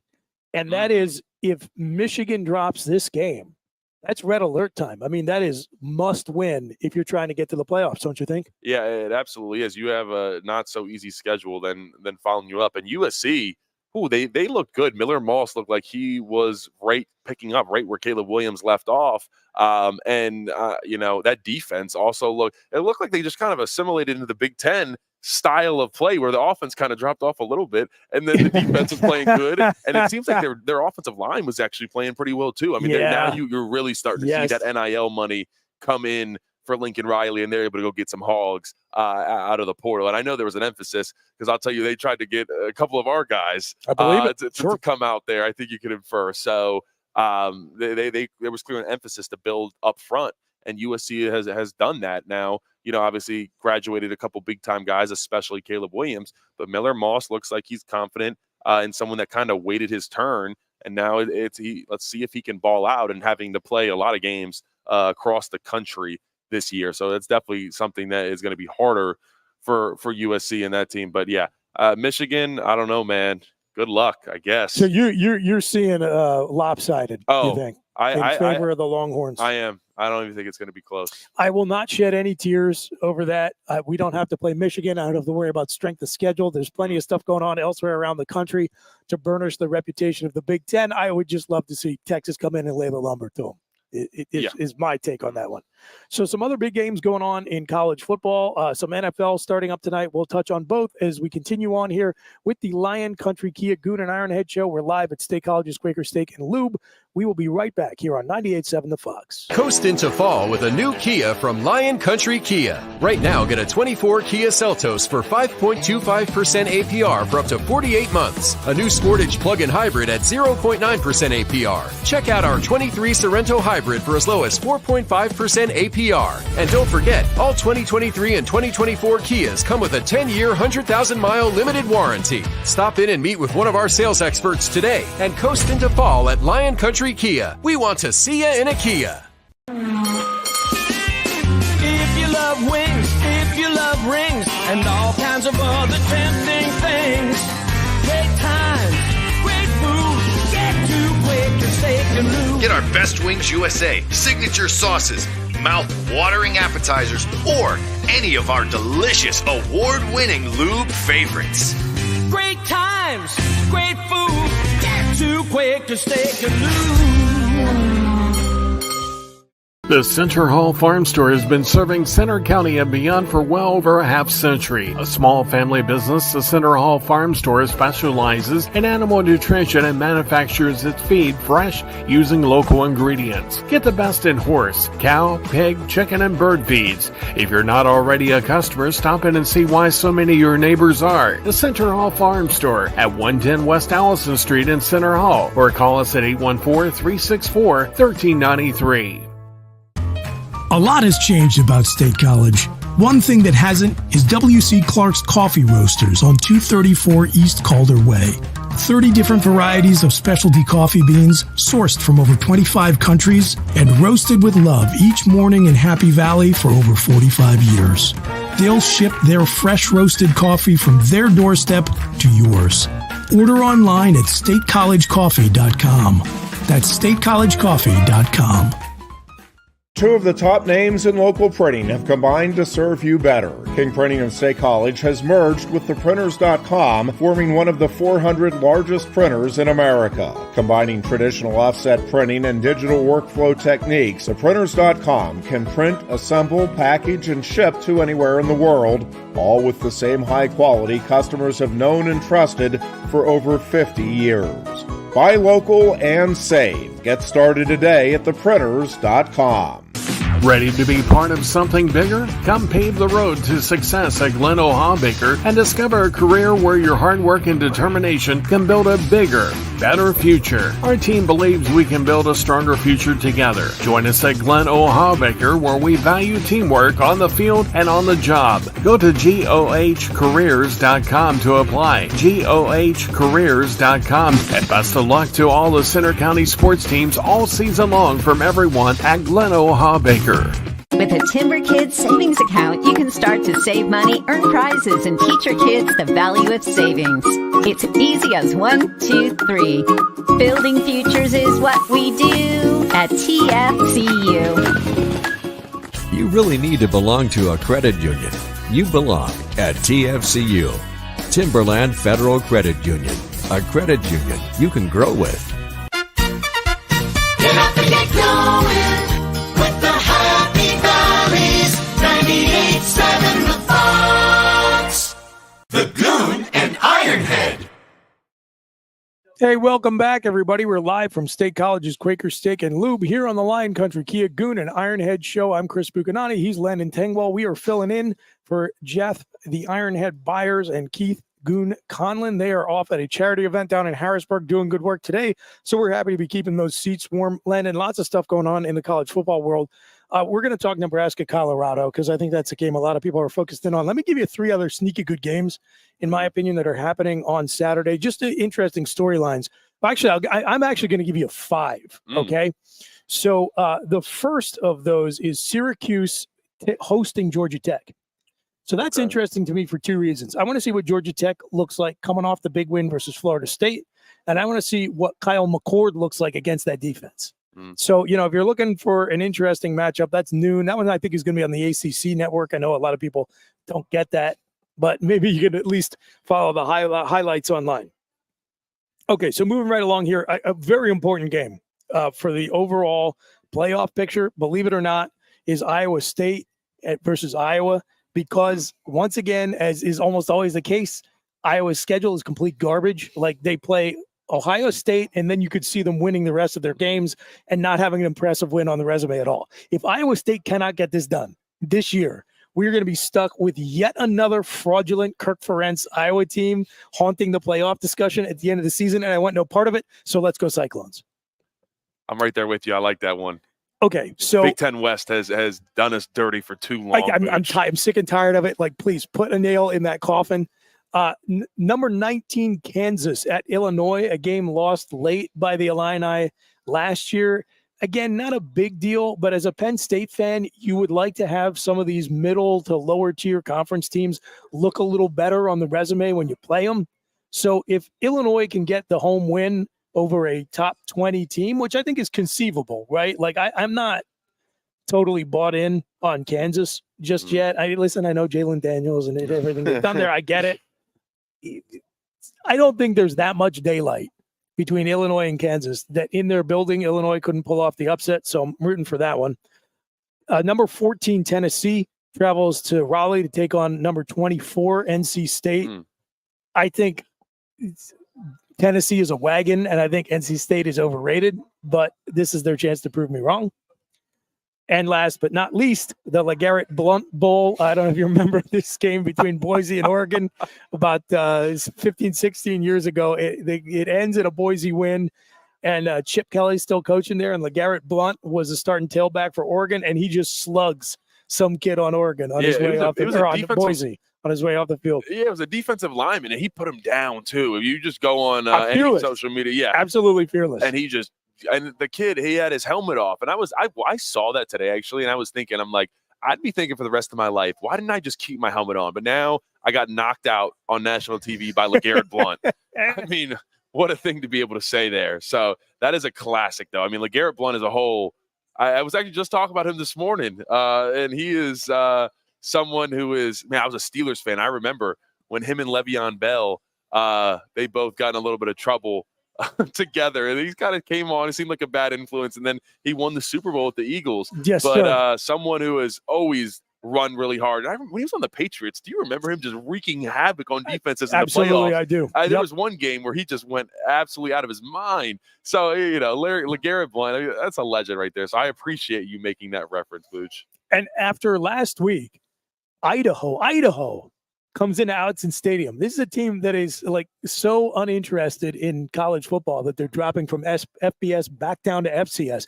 I was saying on my show earlier today, Penn State scored 77 points against Iowa when we opened up against them. And Oregon only beats them by 10 points. A lot of people picking Boise to be the Group of 5 representative in the playoffs this year. Like, you all of a sudden have to be a lot more nervous about that game if you're an Oregon Ducks fan, I think. That is a good point. I mean, I have seen, I thought that was interesting that if you really are the 12th team, you get overtaken by a team like Boise or a Cincinnati, something like that. I would hate to be the technically be the 12th ranked team, and you get bumped off for that Group of 5. That would be something. So definitely something to keep an eye on there. Yeah, let's not even talk about. Yeah, we don't need to get scenarios. there. Let's not imagine them. Okay, so let's get to the game that everyone is paying attention to, because all the casuals love Deion Sanders, and so a lot of attention on Colorado. Shots of by course. Booch. But I mean, a lot of interest here in State College with the native son and the former Nittany Lion, Matt Rule, in his second year at Nebraska, looking to make that year 2 jump that he had at Temple. And we were just talking about that 2015 Penn State year game and at Baylor. And this is a big one for both teams for different reasons. Yeah, and then, you look at a team like Nebraska, where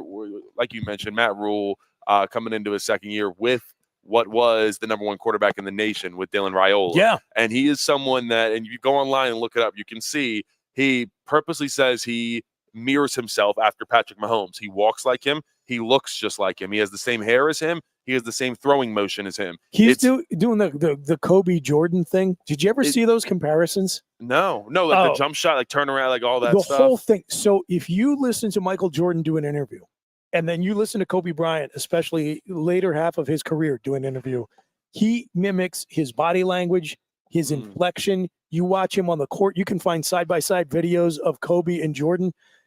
Kobe learned to move, shoot, defend, everything like Jordan on the court, but then he would go so far as to even like emulate his speech patterns and everything. He turned himself into a clone of Jordan. And Jordan loved him, by the way, because of course, like that fed into his ego that the best player in the league was getting to be the best player, but just basically copying him, and yet still finished his career 1 ring short of where Jordan was. So yeah, perfect. So like, it looks like Dylan Raiola is trying to follow that same path with Patrick Mahomes. I'm sorry, you brought us too far off. I have to go to The Last Dance.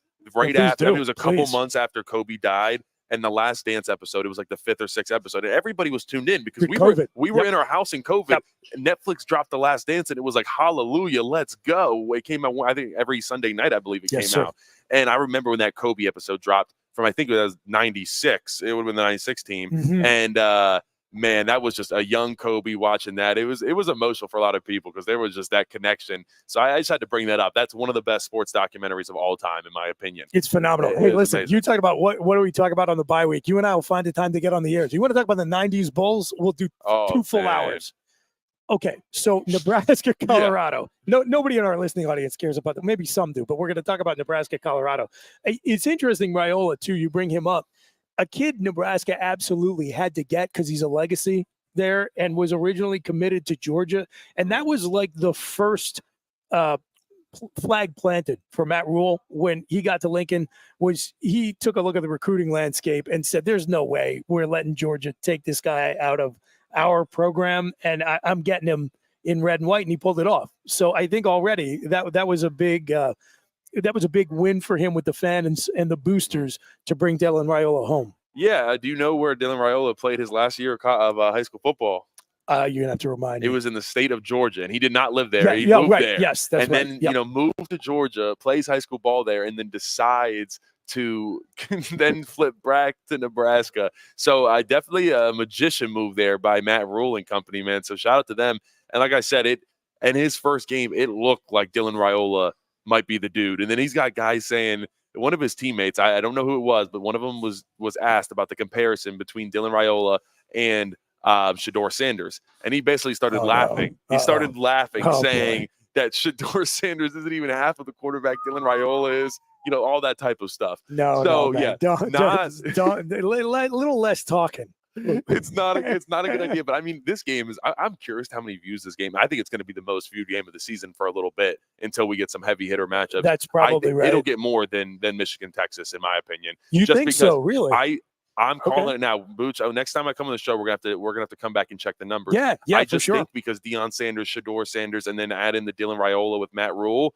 I don't know, and I think people are gonna be turning on their TVs in the third quarter when they get wind of a 35-38 game, Nebraska, Colorado. That's kind of my prediction. What? You're right. In his prime time, and that's kind of what happened last year. Is that sometimes those Colorado games, the audience would build people as the game went on because it was the only late game, and it was like watching Deion Sanders in a shootout. And Shedeur Sanders is fun to watch. It's just a cool team, and then you add Travis Hunter into the mix, and that's someone. A hell of a player. He's a hell of a player, and you can't help but like him. For anybody that hasn't seen it, he's someone that he talks about. He says, "Hey, I just go fishing. I play video games. I don't go out. I stay in the house with my dog." He has a podcast that he does, I believe, like every Monday night, and he's just he's a funny, cool guy who happens to be the best college football player pretty much on the planet.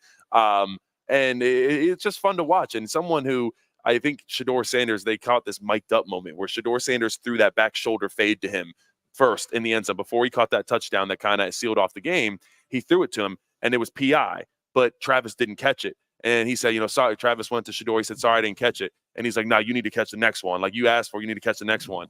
And next thing you know, goes to him again and has a defender just draped over him and catches an unbelievable touchdown. So, I mean, someone that's just a complete game changer, Booch. That's when it's unfair. That's like LeVar Arrington-esque, put it into Penn State terms where it doesn't matter. They're just going to dominate. You can't stop it. There's nothing you can do. So let me ask you this, Landon. You're listening to the Lion Country Kia Goon and Ironhead show here on 98.7 The Fox, live from State College's Quaker Steak and Lube. We're filling in for the guys of Buchignani and Landon Tengwall here. Bigger game this Saturday night for Nebraska or Colorado?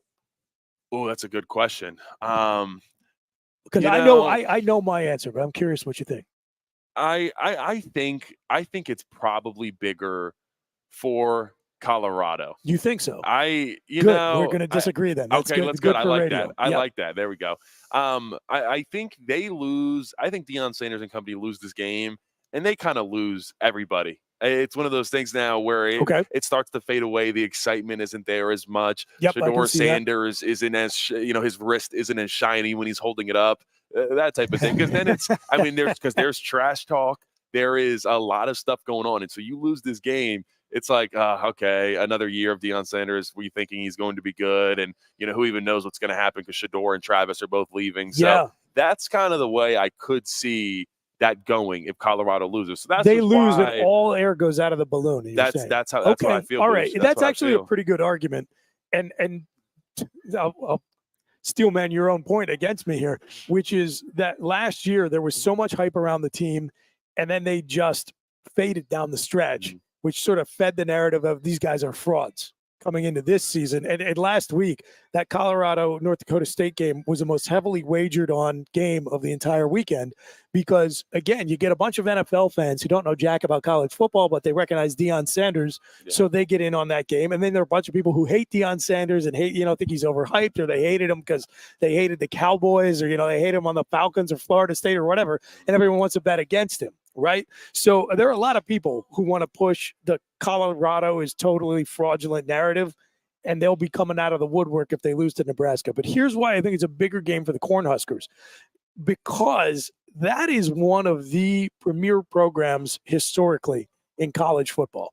I always talk about the plateau of 900 plus program wins, which Penn State is in that club as well, because if you're there, it means you've been good consistently over a long period of time. And the way you build a brand that allows you the flexibility to compete for a national championship and a playoff spot in college football is almost entirely rooted in who you've been historically. It's very, very tough to break into the elite circle of college football programs, and you get there over the course of decades. So if you've got 900 wins, you've got an asset that is like pure solid gold. And that's Nebraska. And they are in the danger zone of slipping out of that club, which is also hard to do. It's tough to get in. It's tough to leave it. Nebraska's at risk of doing that. And if they lose this game, I think it does start to increase the questions of it's not now when about Nebraska. Whereas if you're Colorado and you lose it, I agree with everything you said, but you're still going into a Big 12 conference that is relatively wide open. Like, there's nothing that says if you can get on a heater and you can figure some things out defensively, and all of a sudden that Shedeur to Travis Hunter connection is working, they could get into the Big 12 championship game. They could be playing for a first round bye. There's easily 7 or 8 programs in that conference that could win it realistically. Now, maybe there's a top 3 of Utah and Oklahoma State and Kansas State and a drop off after that. But then there's a cluster of teams. You throw West Virginia in there too, that it wouldn't be a stunner if they won the conference. So if I'm walking out of the game as a loser in Colorado, my message completely shifts to our focus is now on getting to the Big 12 championship game. If you're Matt Rule and you're Nebraska, again, if not now, when? We've been waiting for the turnaround. And it's just, I think, another millstone around their necks in trying to dig out of the hole. And it's a deep one that program's dug itself in really all the way back to when they fired Frank Solich for only winning 9 games a year. And then the whole thing with Bo Pelini, it's just been kind of a death spiral. And at some point or another, with all those 1-score losses, and you bring the legacy in Scott Frost back with all the fanfare, and that completely implodes on you, you got to have some good news at some point. And so you lose this one. And, I think it just has bigger and longer lasting implications for the Cornhuskers. Yeah, I like that rebuttal, Booch. And I'll be honest, I didn't even, for the longest time, and I followed college football pretty heavily, I didn't even know Nebraska was blue blood. Like, I did not know that. So that's wild. Because they had, But we're talking 20 years. Yeah, they've been down. Yeah. It's been a while. So I think, ask anybody Gen Z or younger, I don't know. I think most people don't remember Nebraska being any good. So hopefully they can restore that over there with young Dylan Royala. And like I said, just watch, guys. I'm telling you right now, he looks eerily similar to Mahomes. And he even wears the same clothes, the same sunglasses. It's everything. And Mahomes has tweeted at him saying, encouraging it, saying that he likes it. I'm sure he does, like we talked about with Michael Jordan and Kobe. I'm sure that feeds into Mahomes' ego a little bit, that quite possibly the future best quarterback in college football wants to be exactly like him. Has to feel pretty good, even if you are the best quarterback in the NFL, Booch.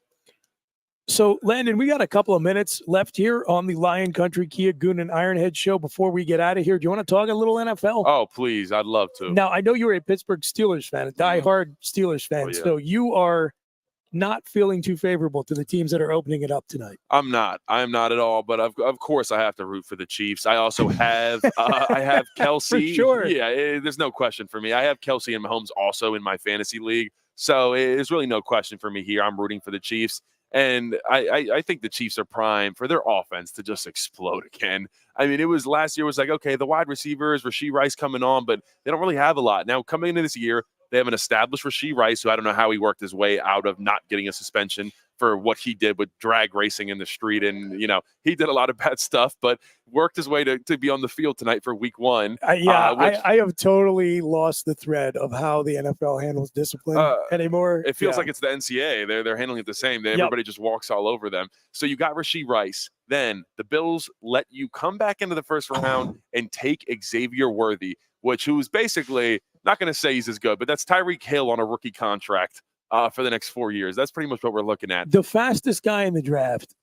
You have been chasing this team for 3-4 years, and you let Andy Reid just have him. You gift wrap him and say, oh, well, I'm sure Andy Reid, the mad scientist with the best quarterback in the league, probably one of the greatest who's ever played the position at this point in the NFL. I'm sure he won't know how to use this guy with 4.240 speed.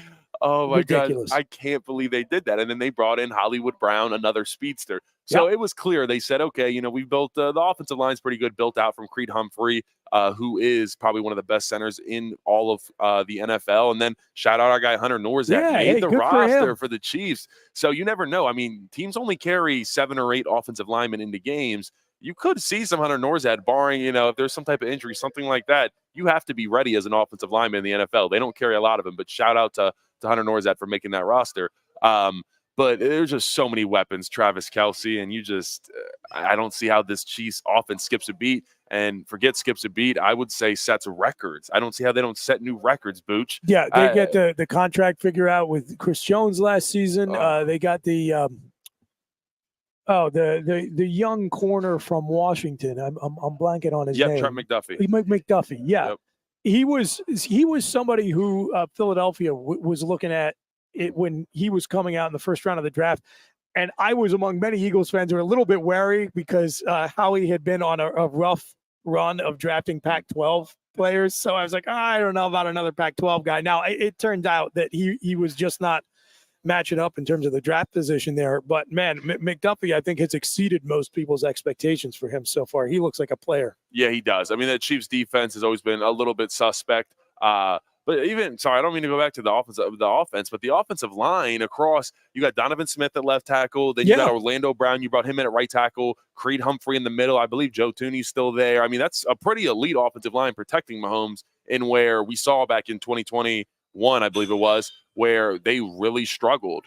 That Mahomes looks like he's going to be at full force, and we are dead in the center. I mean, when was the dead center of Brady era? What was that? Probably 07 in that area. I mean, it was so long, it's hard to pinpoint it. But we are entering and he's already won 2. He's already won 2. It's gross, and it feels like we're just living in the Mahomes era. I mean, he's going to win a lot, and Andy Reid's helping. I mean, the only hope is that you're able to just nail the Chiefs defense all day long. But I don't know. I don't have a lot of hope for teams. I don't have hope for my own Pittsburgh Steelers.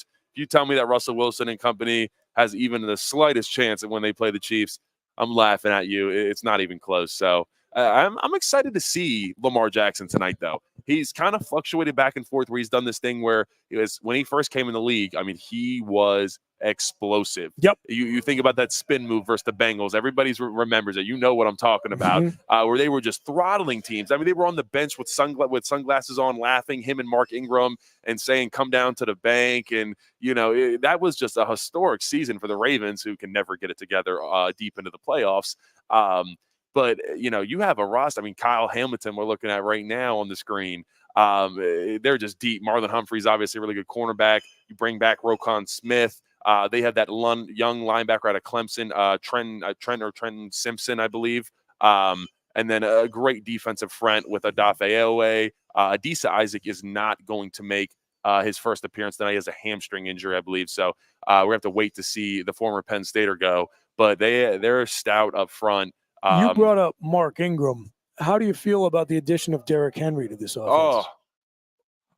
Not good. Not good as a Steelers fan. You think he's still got gas left in the tank? Yes. And I think an offense where there is a triple threat and you kind of run it like a Andy Kotelnicki offense.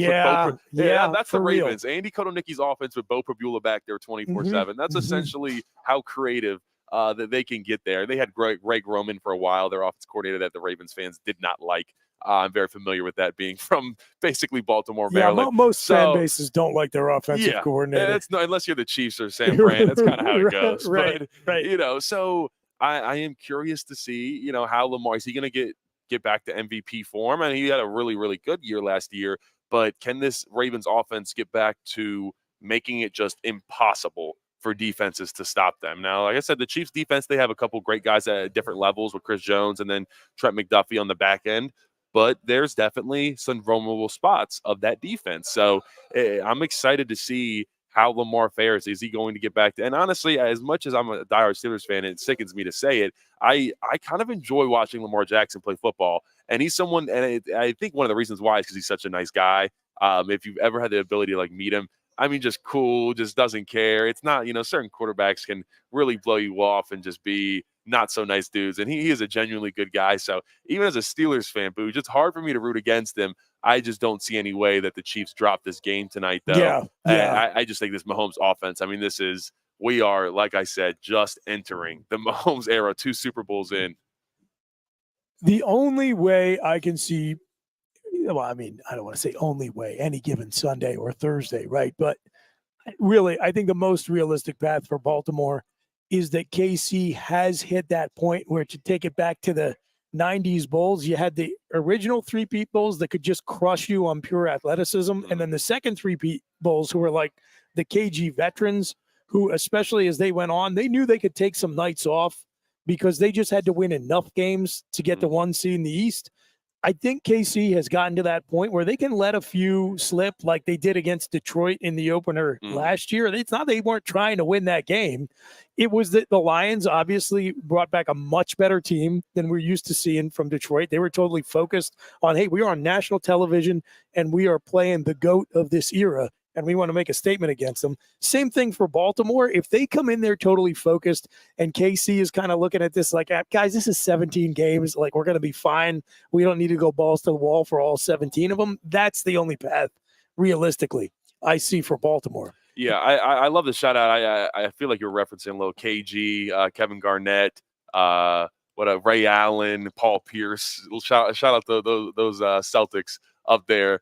But no, yeah, I think you're right. It's like, I don't know. It worries me as a team in the AFC that I will never see the Super Bowl for the rest, the next 10 to 15 years that we have to live this Mahomes era. It's just infuriating that you go directly from Brady to Mahomes, just blocking the path for all of these good teams. Who in the NFC? I mean, who has been, Aaron Rodgers went to 1 Super Bowl. Who has been that guy? They get to have just free reign for just teams to pop up over there. And we got to live in this realm of Peyton Manning, Tom Brady, now Mahomes, and we're just loaded with quarterback talent. I mean, you look all up and down the AFC, it's absurd. And the NFC, you look there, it's like, yeah, Brock Purdy's our best quarterback. And it's like, he benefits a lot. So, it should there are 2 young guys that want to take that crown away from Brock, and they're playing on Friday night. You got my Birds playing against Green Bay in Brazil. How do you see that one? Oh man, the question obviously is on Jalen Hurts. Is he? I don't know. As an Eagles fan, I want to hear your take. Is he the difference maker, or is he the quarterback on the offense that he just benefits from being in behind the best offensive line in football and some really talented wide receivers? Are you somewhere in the middle? Where do you see that? No, I am more towards the difference maker side of it for sure. I've been a big Jalen Hurts fan going all the way back to when he was in college. And yeah, I mean, does he benefit from having weapons around him and having a great offensive line? Yes. But if you don't have that, you're Archie Manning, right? You're somebody who maybe people remember and say, hey, this guy's pretty good, but his team stinks. So you don't want that distinction. I like, I like having a talented quarterback with a talented offense around him. Jalen as a dual threat guy and just like the young field general of the offense for old heads like me remind you a lot of when Philly had Randall Cunningham. I mean, that guy was a generation ahead of his time as a playmaker, but he was being coached by Buddy Ryan, who, God love Buddy. That guy coached some amazing defenses, did not give 1/2 of one crap about offense. So like not particularly motivated to do anything creatively, schematically, or set his quarterback up to use his talents or surround him with like A-level talent. And so to see what Howie Roseman has done to say, look, this man is a leader of men. He is capable of making clutch plays. He brings a lot of dynamism because he is a true dual threat, but he's somebody who can beat you with his arm. It's just the legs add another dimension. Let's do everything we can to go all in and put great weapons around him. I think about poor Donovan McNabb having to throw to James Thrash and Todd Pinkston. And then I look at in his prime, Jalen Hurts. gets A.J. Brown and Devontae Smith, I mean, I think the answer is all of the above. I really think he is one of the best quarterbacks in the league. But, yes, he is elevated to an entirely different level because of the talent they put around him. Didn't even mention Saquon Barkley in there either, Booch. I will say, listen, I try to be dispassionate about these things. As a Penn Stater, I am rooting like you cannot believe for Saquon. But as an Eagles fan, a long-suffering Eagles fan, I'm like, okay, brother, I've seen what you've done in blue and white. You got to show it to me in midnight green now. I agree, but what I'm excited about is in New York, I mean, he had some plays where he was just thrashed in the backfield. The worst offensive line in the league. Complete garbage. Awful.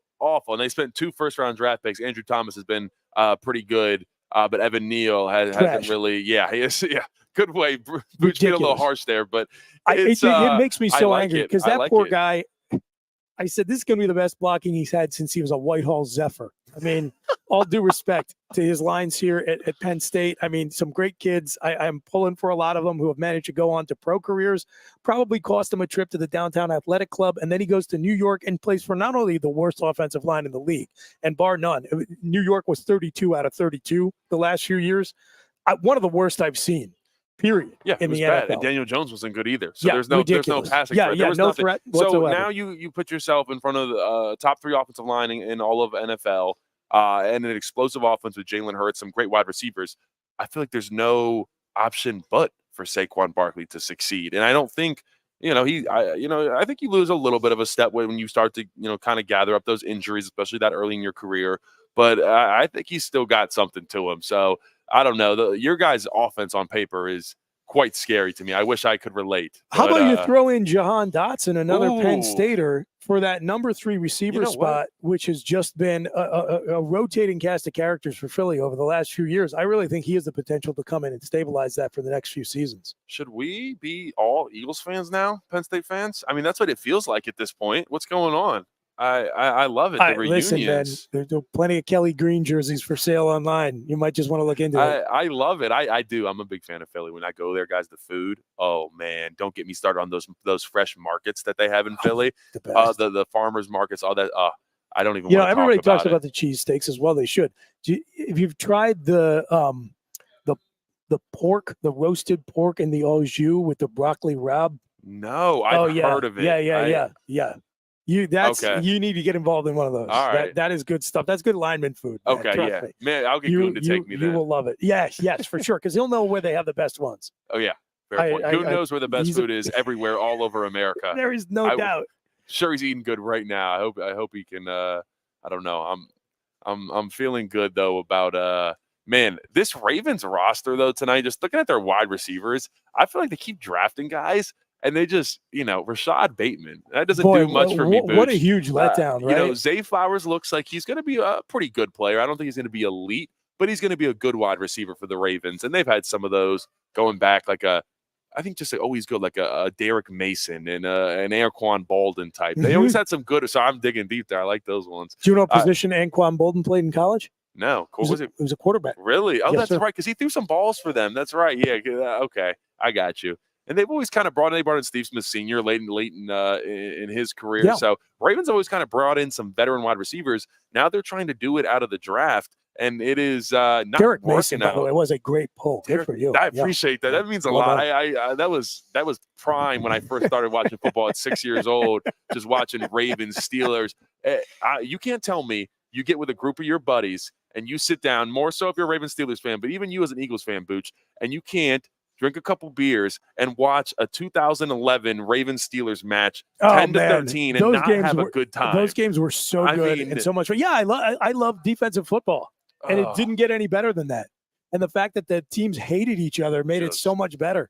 I love Joey Porter. They shot me. They shot me. They shot me in Denver. They shot me in Denver. I mean, the Steelers Ravens stuff. I like I said, I hate the Ravens. I love watching 2000 Ravens Hard Knocks as well. He's the first ever Hard Knocks that was done. It's on YouTube if you want to watch it. Full episodes are all on YouTube.